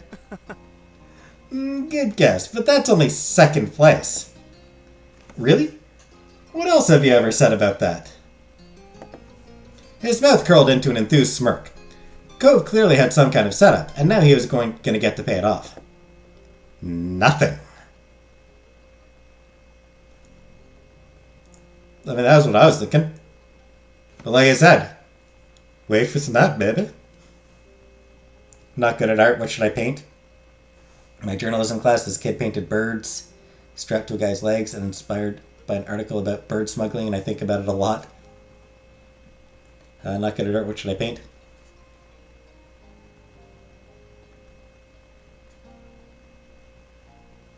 Snowstorm.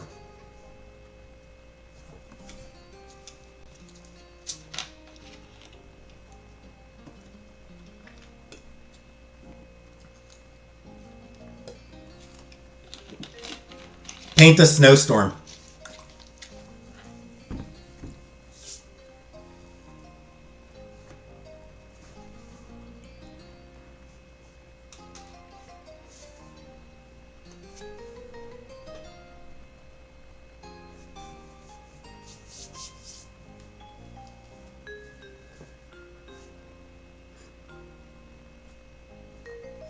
There's a pretty famous comic from the 80s, an issue of Alpha Flight that features an epic battle that takes place in a snowstorm between two characters who are entirely white.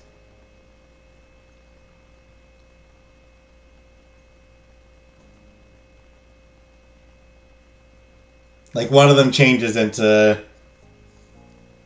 shapeshifter, and the animals that she changes into are all covered in completely white fur. So basically, it's just several pages of multiple panels per page. Just thought bubbles. Word bubbles, thought bubbles, and just like no art. It's honestly a really fun, it was honestly a really fun issue.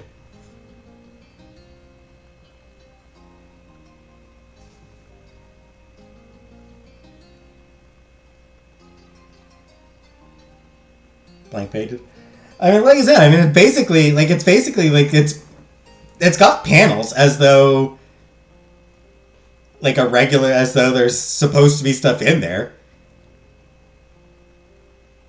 And there's characters speaking and thought bubbles that are sort of giving an impression of what's probably going on. But yeah, the panels are just completely white. It's just completely white panels.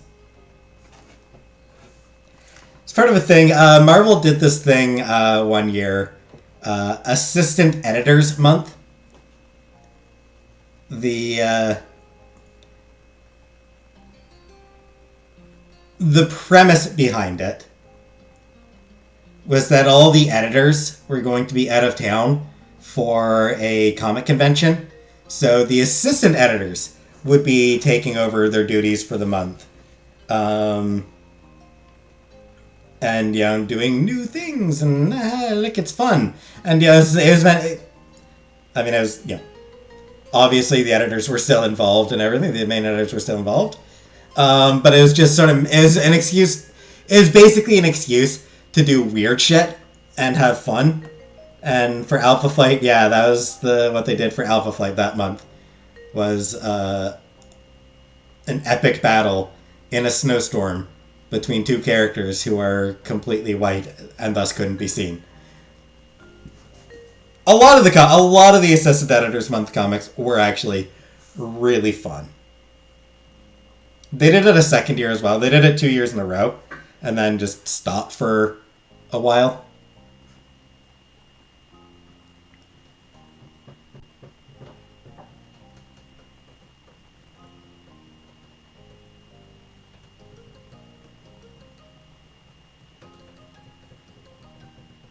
what's hilarious is, like, they did all these fun stories. And then one of the Spider-Man comics, I forget if it was Amazing or Sensational or which Spider-Man series it was. But one of Spider-Man's comics at the time did a backup story that month. The Kid Who Collected Spider-Man. Or The Kid Who Collects Spider-Man.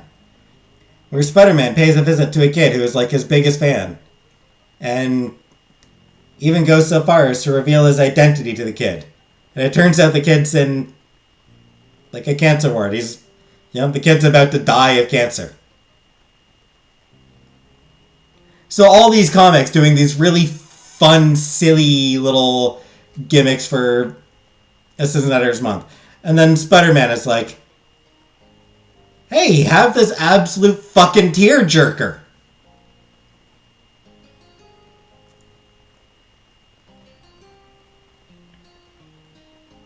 Anyways. Yeah, so Cove being flirty in the morning. Oh! Now it made sense. Only this time, instead of that answer being a poorly worded deflection from a shy teen, it was an entirely literal statement from your grown fiancé.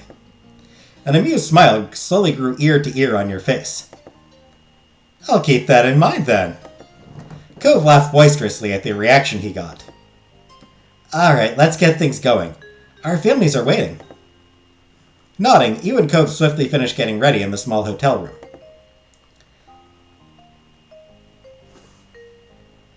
Thought the game was paused and I caught Cove blink and I freaked. You might be high then, because I don't think the characters blink. Yeah, the characters don't blink, Jenna. So I think you're probably high. Oh, no, they do. He does blink. Huh. I never noticed that they blink.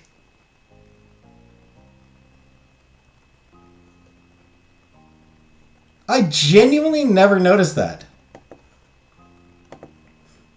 As soon as you had your stuff together and were ready to go, you were off. You might still be high, though, Jenna. During the ride there, you and Cove decided to visit his dad's house first this time. When you got dropped off, Cove eagerly hopped out into the street with his eyes locked on his father's condo. They blink? They do blink. Yeah. Your gaze fell on your fiancé. He stood in the middle of the street where you grew up together, while the summer sun made him shine. Though, he was the brightest light in your eyes no matter what. Aww. A playful grin spread across your face. It was a beautiful day, and a beautiful boy. Cove strode up to his old front door and casually flung it open without bothering to knock once again. You followed at his side as he poked his head in. You closed the door behind you both. You're into the game and I don't know about the controls? I mean, I don't spend a lot of time looking at the characters' faces. I'm always looking at the text. You followed at his side as he poked his head in. Also, I'm an oblivious person. I am just generally oblivious. Hello. You found Cliff and Kira in the kitchen, getting breakfast ready. Kira was cutting an apple, while Cliff was watching a frying pan sizzle. Cove's parents waved from across the room, not straying from their tasks. Good morning, you two. Yeah, morning and hello to you. I hope you slept well. Thanks. Thanks for swinging by. You're more than welcome to join us for breakfast here, if you haven't already eaten, of course. We haven't yet, though even if we had, there's always room for more. Kira chuckled. She put down the knife she had in her hand so that all her attention could be on her son. You're still my giant growing baby boy. Mom, please. Kira didn't pay Cove's whining any mind. Instead, she put a finger up to her lips as she thought, her eyes on you and then glimpsing towards a window. What do you think? I wonder. Do you think your family's eaten yet, Jamie? I'm not sure. Cove and I came over here first. Your eyes flicked over to the clock on their oven. Given the time, your moms may have eaten, or they could be having a slower morning. It was a coin toss either way. Well, give them a call. They could come over. Cove nodded, a sage expression on his face. Making them breakfast is the least we could do after how much food I ate at their house growing up. Right. True, bud. Very true. Alright. You took out your phone. Even though your moms both had cells for years, the house number was the one that you had memorized as a kid, and the first entry in your contacts list. As the call connected, you tapped the speaker button. You figured it'd be easier if everyone could hear what was going on. You heard a click and familiar static. Hello. Hello, Jamie. It's nice to hear from you. Hey, Ma. Good morning. I'm across the street right now, and Cove's family wanted me to invite everyone to breakfast. Do you want to come over? That sounds delightful. Pamela and I can do that. Liz and Lee should be able to make it too. Would that be fine? Cliff took a step forward and spoke loudly so that his voice would be picked up. It definitely would be. The more the merrier. Marvelous. We may have gotten together for dinner last night, but there's no law that we can't do it again for breakfast today. Oh, we may have gotten together for dinner last night, but there's no law that we can't do it again for breakfast today. Enjoy the company while you can, is what I think. Ma giggled, and you could hear some rustling over the line. Thank you. I'll let them know and we'll be right over. Cliff gave a thumbs up. Cove shook his head with amusement. Dad just gave a thumbs up. I'm telling you, since you can't see him over the phone. Kira snorted, and Ma's laughter rang out, filling the kitchen. Cliff switched the thumbs up hand to instead scratch the back of his head. See you. Well, it sounds like we'll see you soon. Goodbye for a little while. You could feel her smile from her voice. Bye, Ma. You ended the call with a satisfying tap of the red button. Cliff's eyes wandered around the space. We better get cooking. Sounds good. I can help. Me too. No way. You're guests. Kira and I have got this. She grinned. There was something playful in the twist of her lips. Right. I couldn't have said it better myself, Cliff. I've been in your spot before. There's no choice but to accept it. Isn't Kira technically a guest as well? Cove sighed, but from the sparkle in his eyes, you could see that he was entertained. Fine. We'll just hang out over here, I guess. Good. Cove walked over to the living room and gestured at the couch. You both took a seat, getting a comfortable spot to wait for food and family. Cove tilted towards his parents with his chin, then shook his head with a gentle smile, silently asking if you could believe this. All you had was a silent shrug. Time passed, filled with light chatting. Cove kept a careful watch on his parents' culinary progress, and teasingly kept a running commentary. Oh, Dad added another pinch of salt. I wonder if that was a good idea. Probably. Cliff had to raise his voice to project over to the living room. He sounded very amused. It's funny that you, of all people, are commenting on my salt usage. We were both born and raised in salt water. Besides, I'm sure you remember back when you were about 12 and tried to make... Cove flushed slightly, but his smile remained as bright as ever. Do you really want to start talking about cooking mistakes, Dad? Because I remember a lot of things too. Like, what about that chowder that was supposed to be a pie? The green hair is sick. Hey, Kiki, I do like the green hair. Also, chowder that was supposed to be a pie? Yeah, that's something special. Cove and his family were quite a show to listen to. You chimed in occasionally, but mostly you provided the laugh track. Eventually, there was a rhythmic knock at the door. Oh! That's them! He said it loudly for his parents' benefit. You nodded and got up to greet your family. When you opened the door, surprisingly, there were no moms. Terry stood in front with Miranda at his side. Derek waved from behind them.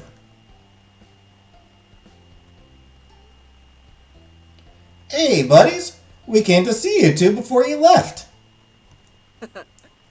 The plan would have been to go over to Jamie's house next if you weren't here. Luckily, you two aren't too hard to find. What he said. And hi. Cove burst into happy laughter. His brows were high in surprise, not unlike how he looked after unwrapping a nice present. Hey, PK. Wow, thanks for coming. Hello. Kira's voice carried through the house from the kitchen. Cliff likewise projected. Great, the whole gang will be here. You heard the sound of a cabinet open and shut. A pan clattered and the faucet turned on. Are we interrupting something? Breakfast, fucker! My parent, sister, and cousin are coming over for breakfast. They should be here in a few minutes. Yeah, but my dad always makes a ton of food anyway. It's no problem for you guys to join. Cove waved off their concerns before pausing with a thoughtful hum. The only real problem is, do we have enough places for all these people to sit? Derek gets the floor. He peered back into the house and started counting the dining room table, chairs, and bar stools. 5, 6... Cliff interrupted when Cove began trying to use his fingers to connect the different chairs to different guests. No worries. Don't worry, some people can squish together on the sofas. It'll be fun. This really is going to be a party. Well, I'd be happy to accept the invitation. Yeah. You'd have to be crazy to skip out on this. Thanks. Thank you for making room. We're really glad you came. Your 3 friends finally piled into the house. Before they had a chance to settle in, the doorbell rang. Only Miranda had sat down. All right. Now that has to be them. People laughed as he walked back over to the door and opened it up. He was right this time. It was your parents, Liz, and Lee, all crowded on the front steps. They squinted into the house and were surprised at just how many greetings were said. The sheer force of the chorus of hellos was impressive.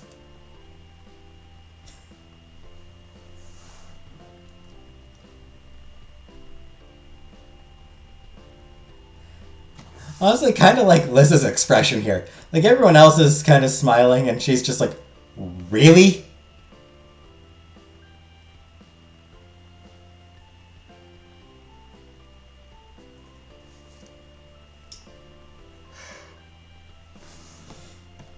What? How did they beat us here? How early did Jamie call you? We're literally across the street. Terry snorted at your sister's confusion. He seemed quite pleased with himself. We were a surprise. We called ourselves. Cool. Cliff smirked as he adjusted the settings on the stovetop. It's a little more crowded than expected, but we're making it work. Cove led the final group to complete the picture inside, and they took the chance to greet you, along with everyone else. When the excited energy buzzing around the table started to calm, you had a second to truly appreciate this view. The most important people in your life, all together again. It still felt too good to be true to have everyone here. And then you noticed that Kira stood back up. She clapped her hands once in a satisfying smack. Anywhoosies. I hate to interrupt, but I thought you'd want to know that the food's done cooking. Cliff crossed the floor to place a pile of silverware on the table, and then he dropped stuff on the other surfaces around the rest of the living room. When he was done, he gestured towards the food. Okay. The plates are in the kitchen. Serve yourselves, and sit wherever you'd like. The guests happily formed a line, and the meal was steadily passed around. Before long, each person claimed a seat in the Holden living room area. Some at the table, others on the kitchen island, and some situated at the couches. Conversations trickled across the various clusters of friends as everyone dug in.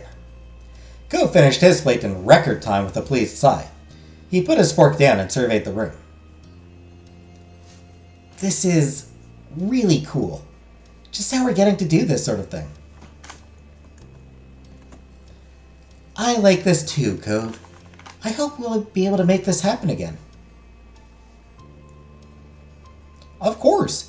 There'll always be more reasons to get the gang back together in the future.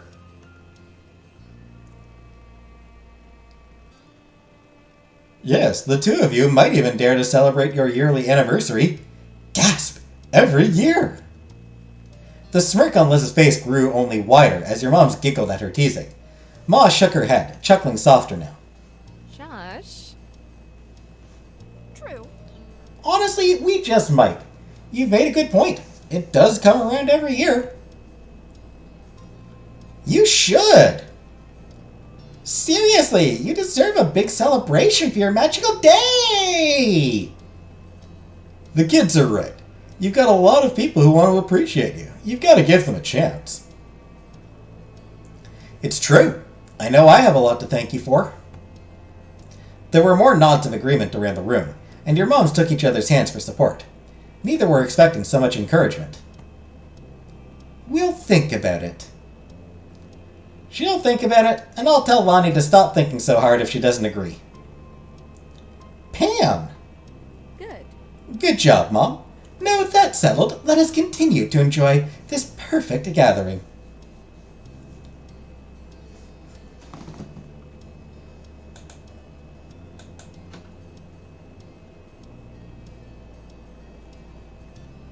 Good.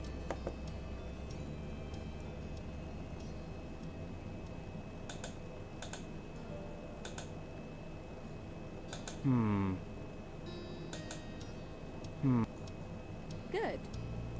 Yeah, let's not bring the mood down by pointing to by looking back to people who aren't there. Let's not bring the mood down like that.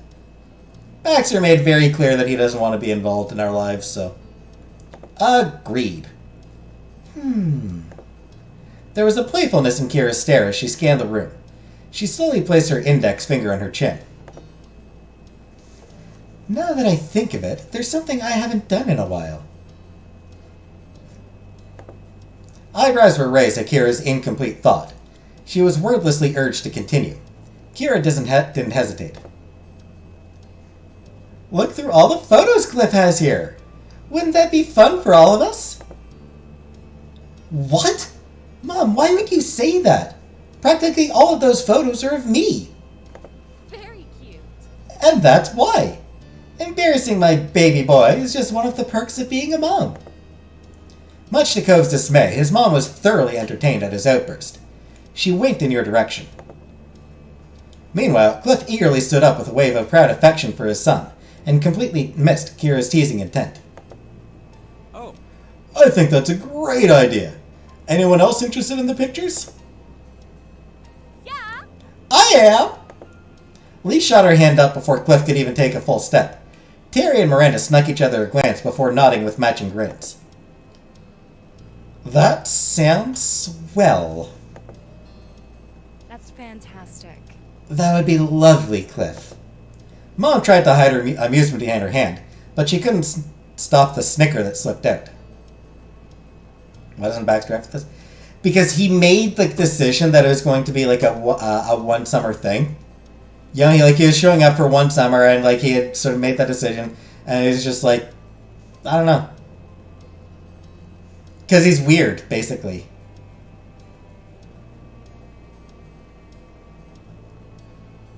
Yeah, there's no reason that we couldn't have kept in touch, but he did not want to keep in touch. Oh boy.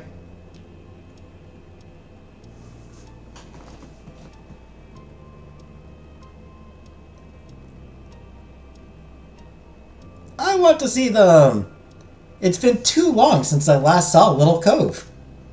Mr. Hold met your gaze with a soft look that told you he was thinking the same thing. I bet this'll be a gold mine of entertainment. He's always going to leave, and if we dated, we would have been his pool boy. Yeah, I think, if you date him, I assume that if you date him, that, you keep in touch with him. But I was already dating Cove, so...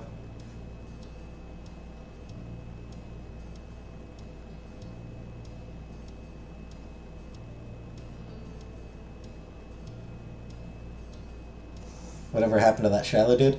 Yeah, you'd sort of keep in touch with him a little bit, but... he moved away, and he just sort of went on with his own life. You do talk to him again at one point, but... It's one of those things where he does have his own life now.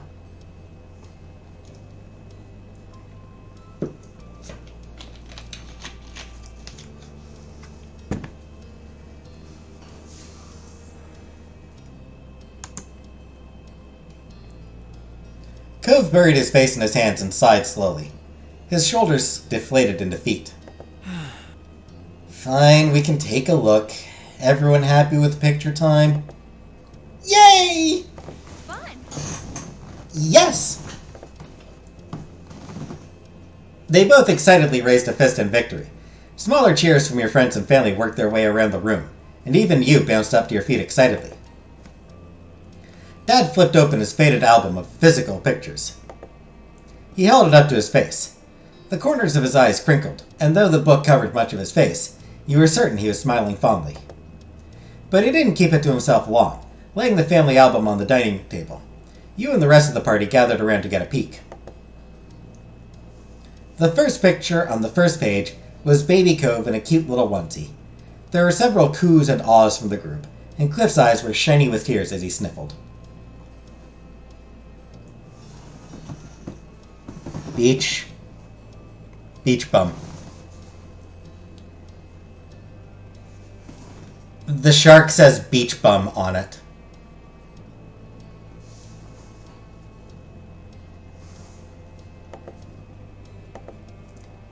He's grown so much.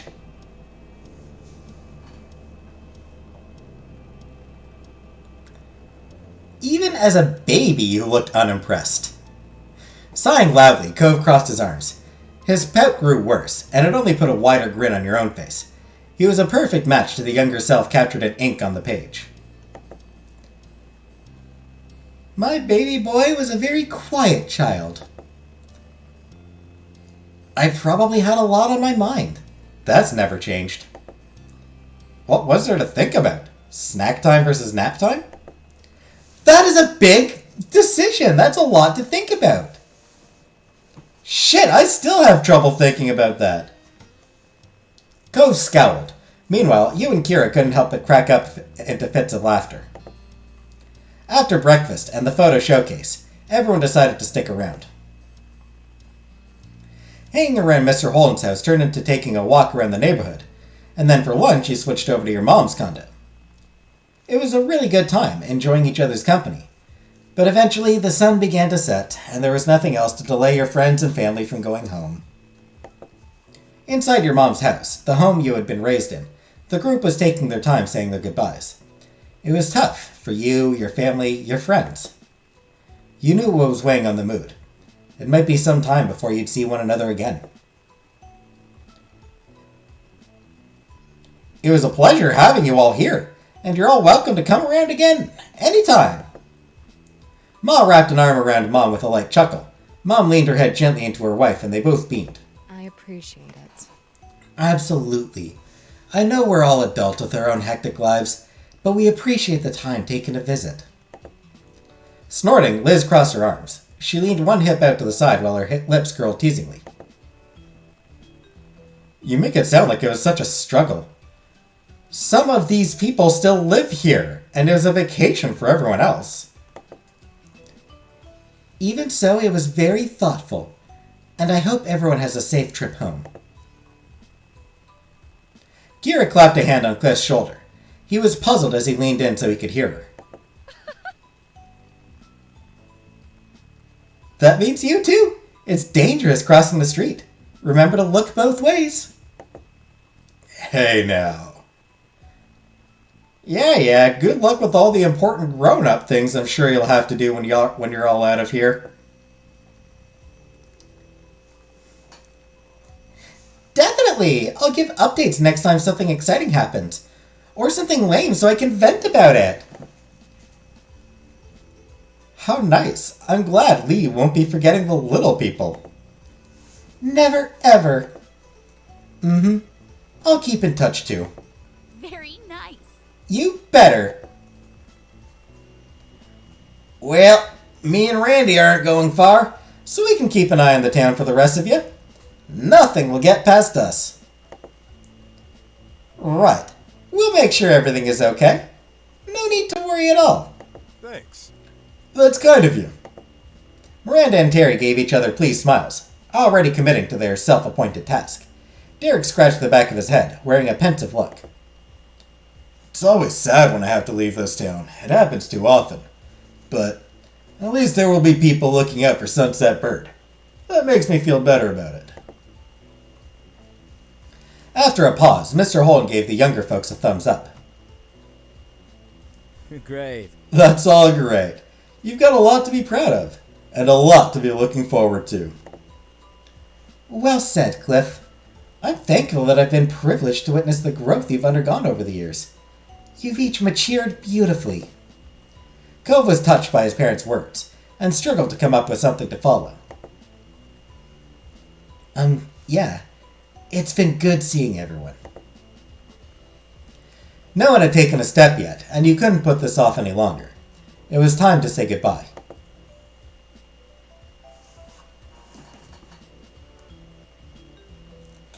I'll miss you. Oh, thanks. Thanks. We'll miss you too, kiddo. Very much. Mom wrapped you in a big hug, and then you felt the weight of another person in her arms. You realized Liz got pulled in too. We'll be back soon enough that you'll be kicking us back out. I don't think that would happen. I'd like to see you try to push it, though. It'd be funny.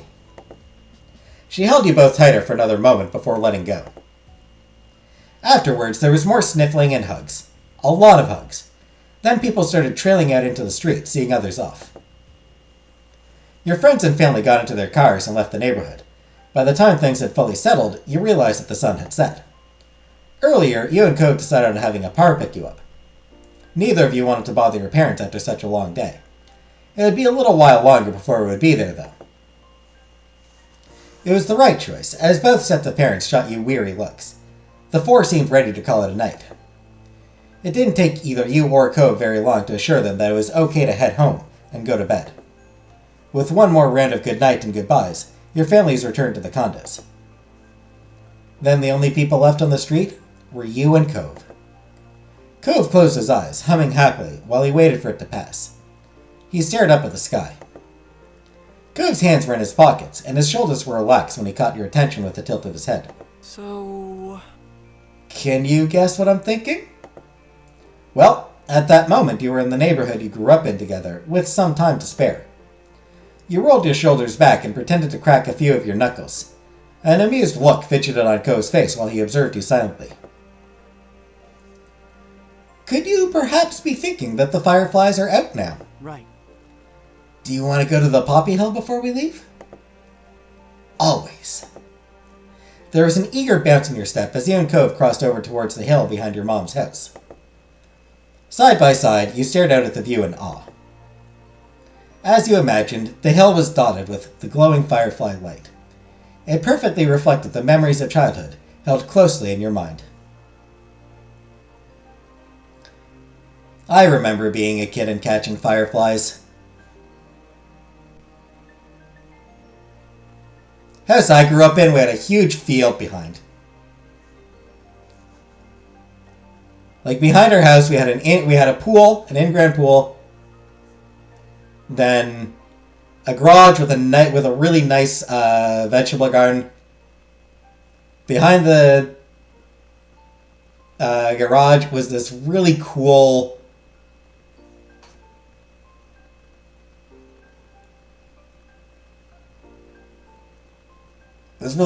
little area that was like covered by trees, like trees surrounding it, so it was like really nice and shadowed with a big rock in the middle for sitting, and just a cool little hidden place.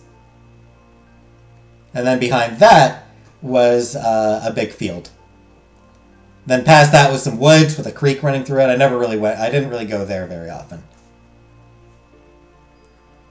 Yeah, the field we would used to, when I was a kid, we would go out and catch fireflies. Or chase and catch fireflies. Cove sighed contentedly, seeing them across the hill, weaving in and around the blades of grass and the stars above. Cove cocked his head to the side before its expression twisted playfully when he met your eye. You were about to prod him about what was on his mind when he took off running.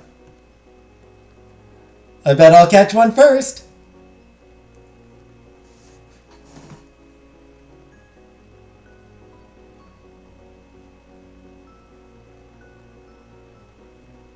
Oh, it's on! Kicking up a bit of dirt and leaves, you bolted in the opposite direction after a few fireflies that captured your attention. The first one that flitted into your range, you dove for it. Did you get one? It escaped between your fingers, but that didn't dim a second of your fun. You shook your head, trying to find your next target. The next one. I can feel it. Unless you're feeling my future victory. Out of the corner of your eye, you watch Cove get spun nearly around, following one that was staying just out of reach. Chuckling, you crouched down low, searching the air. The pursuit for fireflies continued until a handful had been caught. Cove crossed over to you with a bright grin that could rival every twinkling bug and star around you. Fireflies are ever here, but I haven't seen them lately. Yeah. Cupped between both hands, Cove carefully held a firefly. The corners of his mouth twisted before a few giggles escaped him, and you knew that feeling well. The way the firefly would buzz around, tickling the palms of your hands. Cove's eyelids fluttered open, meeting yours. He watched you with a complicated mix of emotions, heavy with the weight of 15 years of history, of memories. It's really a relief that I got to see the fireflies. This trip wouldn't have felt complete without it. Yeah, I think you're right. You spotted another firefly lowering to your eye level before looping up to the top of Cove's head. It landed right on his hair, and you smirked. What? You have a very tiny firefly hat. I do? Before you could answer, the firefly took off and disappeared into the night. You gave it a tiny wave goodbye. Well, that didn't last very long. That's too bad. I'll remember them as my tiny hat forever. Me too. Taking a deep breath, Cove held your eye. He appeared to be conflicted about what he wanted to say next, and you waited for him to make his choice. It's so strange not to live here anymore. Most of my life, neither of us were ever really away from Sunset Bird. Well, unless one of us went on a trip somewhere. Or when both of our families took trips together, remember that? He chuckled, losing himself to fond reminiscing. You couldn't help but match his grin. I like that road trip one a lot. Though I don't think we all could squish into that RV again. We're way too big. Laughing, Cove shook his head. His brow creased the longer he sat with the thought spinning in his brain. Those visits back then with my mom, I remember what a big deal they felt like then. To be away from here without anyone else coming. For a whole few weeks. Oh, how little I knew. Hey, what did you used to tell your mom about me when you were on those trips to see her? Thrown a little off-kilter, Cove hadn't been expecting that question at all. Both of his eyebrows raised, and a part of you wondered if you had somehow spoken gibberish instead. Honestly, I've been wondering about it since I was 13. Kira always kept the details to herself, and you never said a word either. Well... Cove couldn't meet your stare for a second longer. Bashfully, he turned away and his voice grew smaller. Mostly I'd just tell her about the times we'd hang out, but I know I was pretty enthusiastic when I was because you are someone really special to me. And I admitted that much to my mom. Not sure if I used the word crush exactly, but she knew that you were the highlight of my young life. And look at that, you still are. He delivered that final thought earnestly enough that you stopped breathing altogether. Cove beamed at you, pleased with his confession. Thank you. You're welcome. And thank you for being my favorite story. Aww. Finally, Cove parted his hands and released the firefly back into the hill. It flew up around his face before darting away up into the sky, but your gaze was fixated on him. There was a touch of wistfulness in his features as he watched the bug disappear into the night. It wasn't until Cove turned his attention back to you that his demeanor warmed. Okay, I'm ready to go now.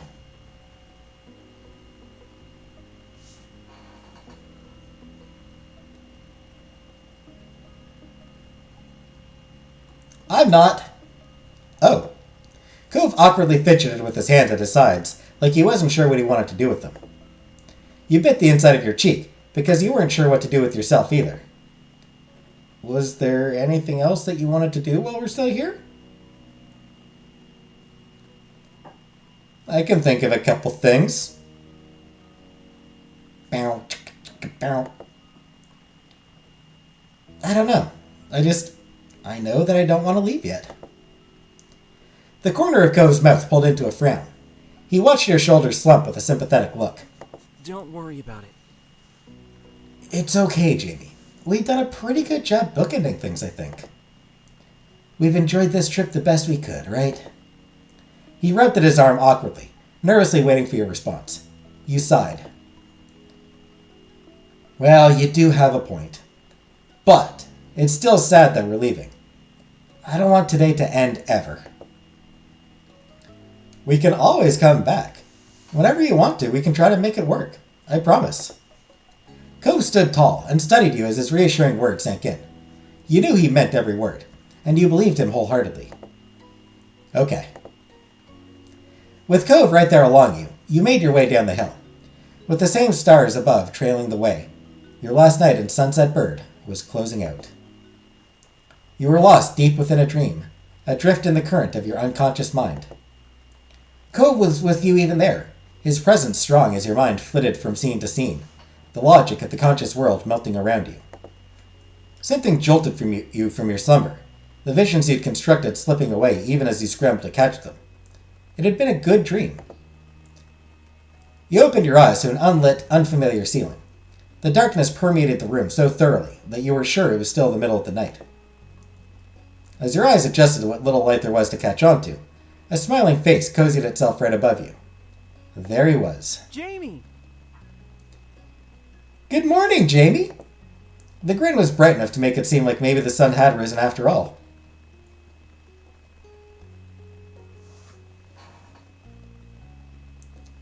Please, stop being a morning person. I kinda had it. I could have gone with a cute response, but... Fuck mornings! You simply could not cope with this much... Well, no, I suppose...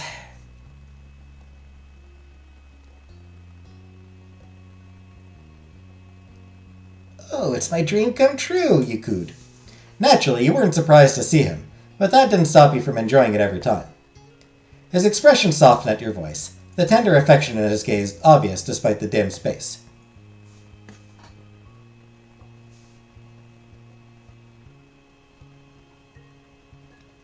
Yeah, no kisses, no morning breath.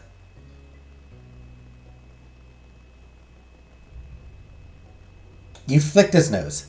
Cove scrunched his eyes closed, snorting with laughter. Would you have preferred me to wake you up by tapping on the window?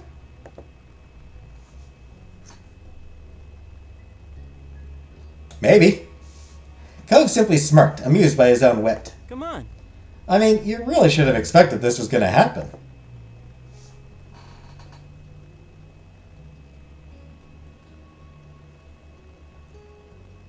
I did. I was waiting for it. Good. Glad I didn't disappoint. I'm guessing you woke me up for some reason. Are you ever going to let me know? Well, this is our last day here. Everyone might still be asleep, but if we get up now, we can at least see the neighborhood. Do you want to?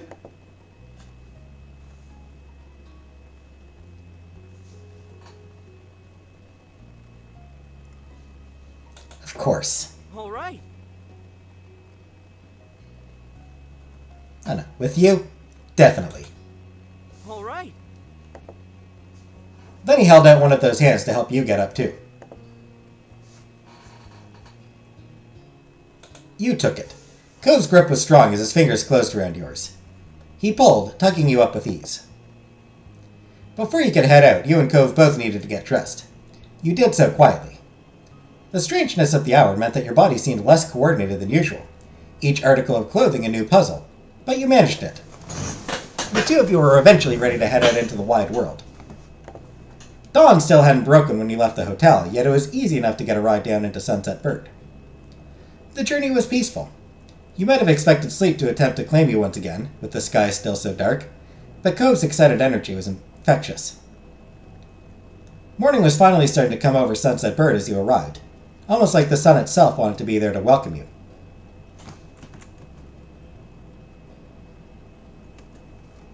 Cove turned towards you, his eyes sparkling with anticipation.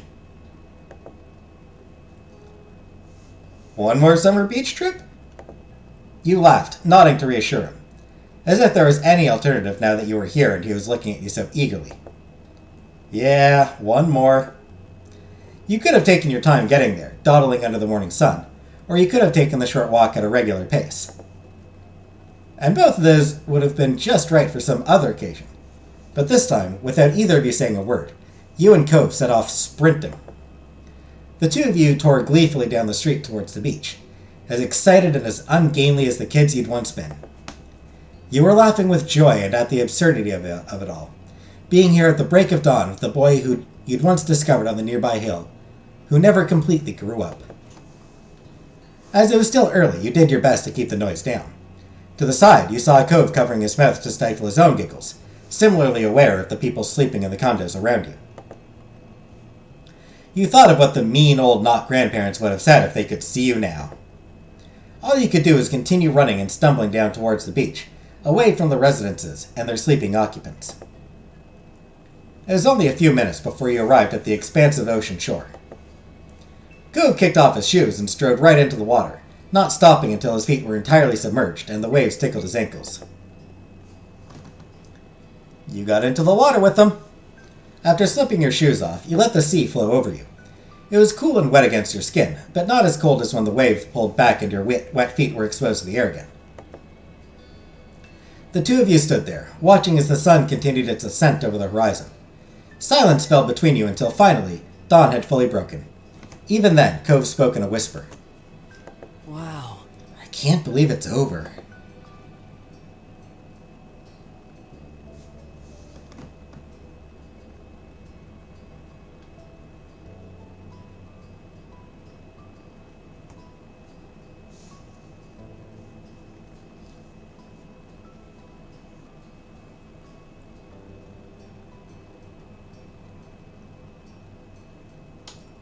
How are we already at this point?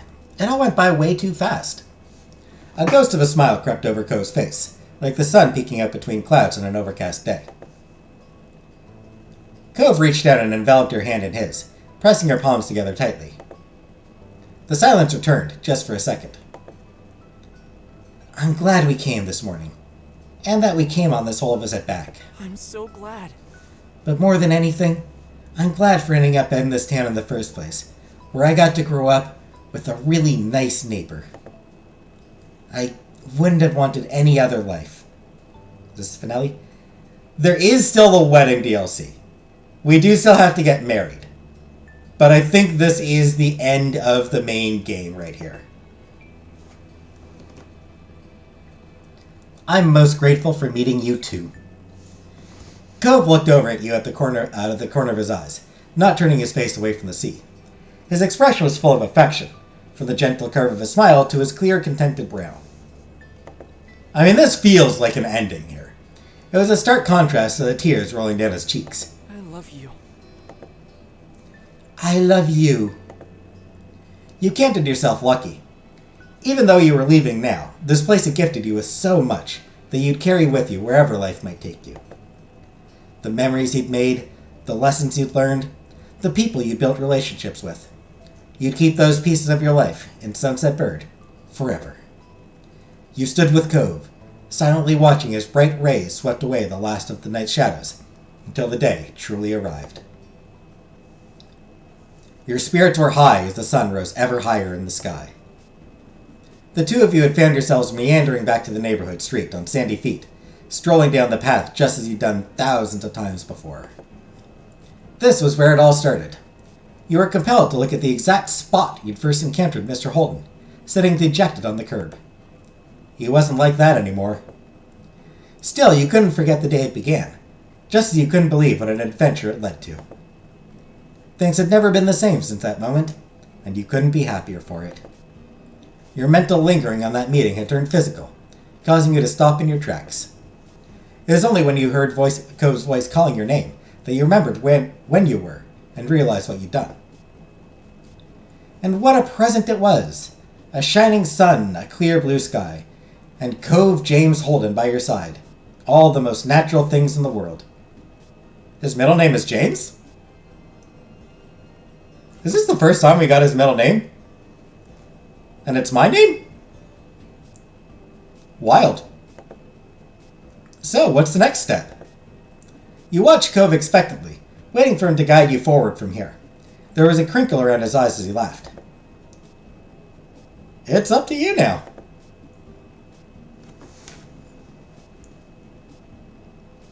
Ooh, exciting. You began to think where the two of you should visit next. Cove perked up, energized by your enthusiasm. I'm listening. No matter how much time might pass, there were some things that you could count on to be constant. Cove, your family, his family, and all your other loved ones being there for you when you needed it was one of those things. Since the beginning, and for always. Knowing they were there, and you would never be truly alone, made the future look all that much brighter.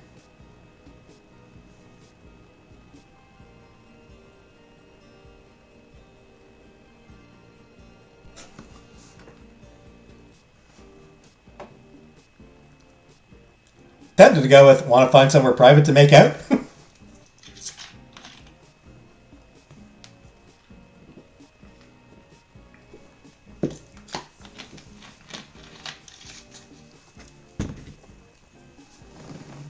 There's also a part of me that just kind of wants to go with the wait and see what happens.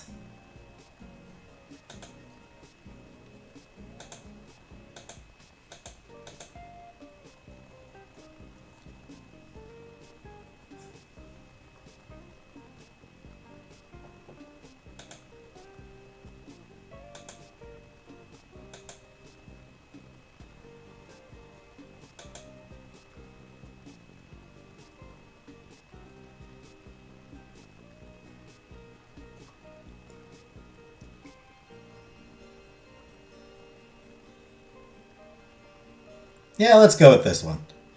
I just want to wait and see what happens. The world was full of possibilities, even in this little town.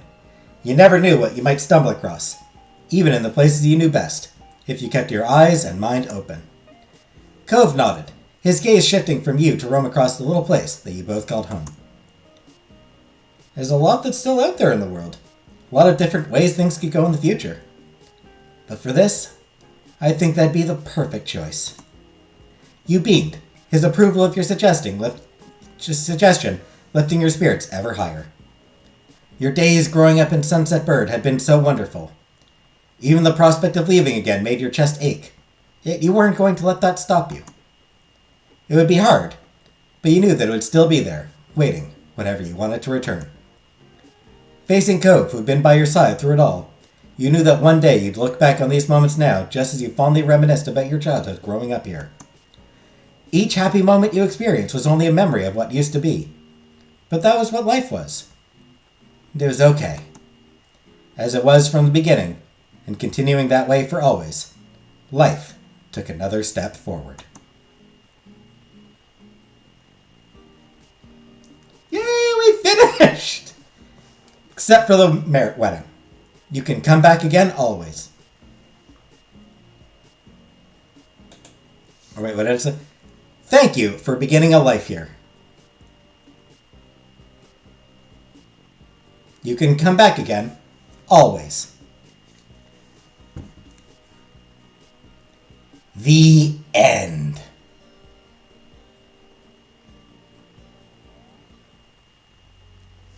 And here we are.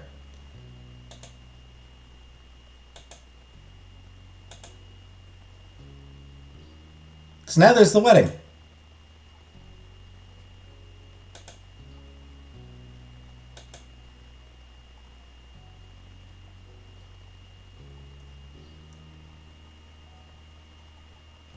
So, yeah, I can do the wedding next week. Hopefully the wedding is only like a 2-hour thing. Hopefully it's not another, hopefully it's not like 5 hours or something.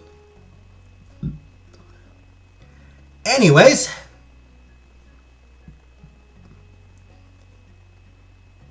we reached the end of the game. Now there's just that one post-game DLC. Now there's just the wedding to get through. And then we will finally, at last, be done. Wedding and then baby coves. So yeah, hopefully next week will be the final episode.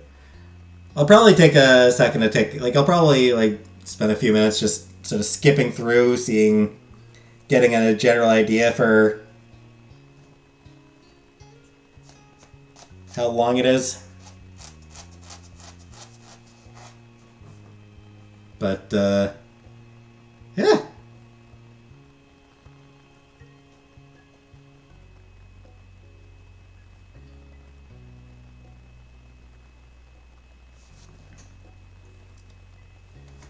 Now I have to get ready. Now I have to go and prepare tomorrow's Life is Strange video. Got it recorded. I've got it uploaded. I just need to, do all the description and stuff.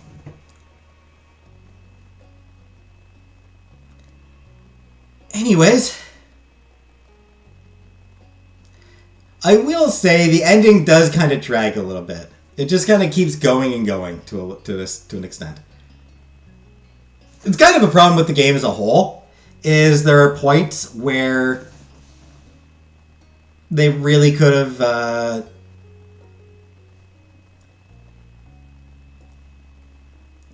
cut a few lines out here and there. You know, there's bits where it's you're kind of... it needed a little bit tighter editing. There were bits that I felt needed a little bit tighter editing.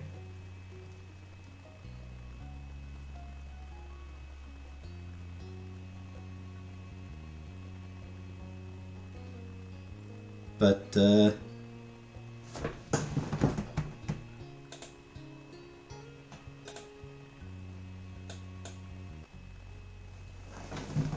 yeah.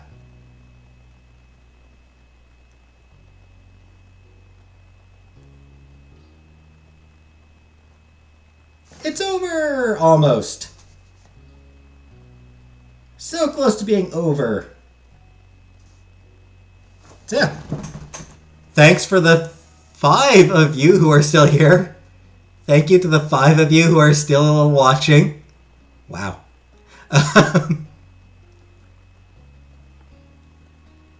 Didn't realize so many of the viewers had dropped off. Well. So yeah, thanks for coming. And I'll see you next time online. We'll see you in another stream. Yeah, man, the first episode was July 2nd, 2022. Tomorrow? Maybe not tomorrow. Depends on whether I shower tomorrow, Color Purple.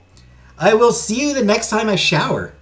Although I do have the Life is Strange video going up tomorrow. There will be an episode of Life is Strange tomorrow, so there's that. But for live, only if I feel like showering. Anyway, for now, thanks for coming. And I'll see you all another time. Good night for now. I said, damn, Cyrena! Coming in as I am saying goodbye. Sorry, Cyrena.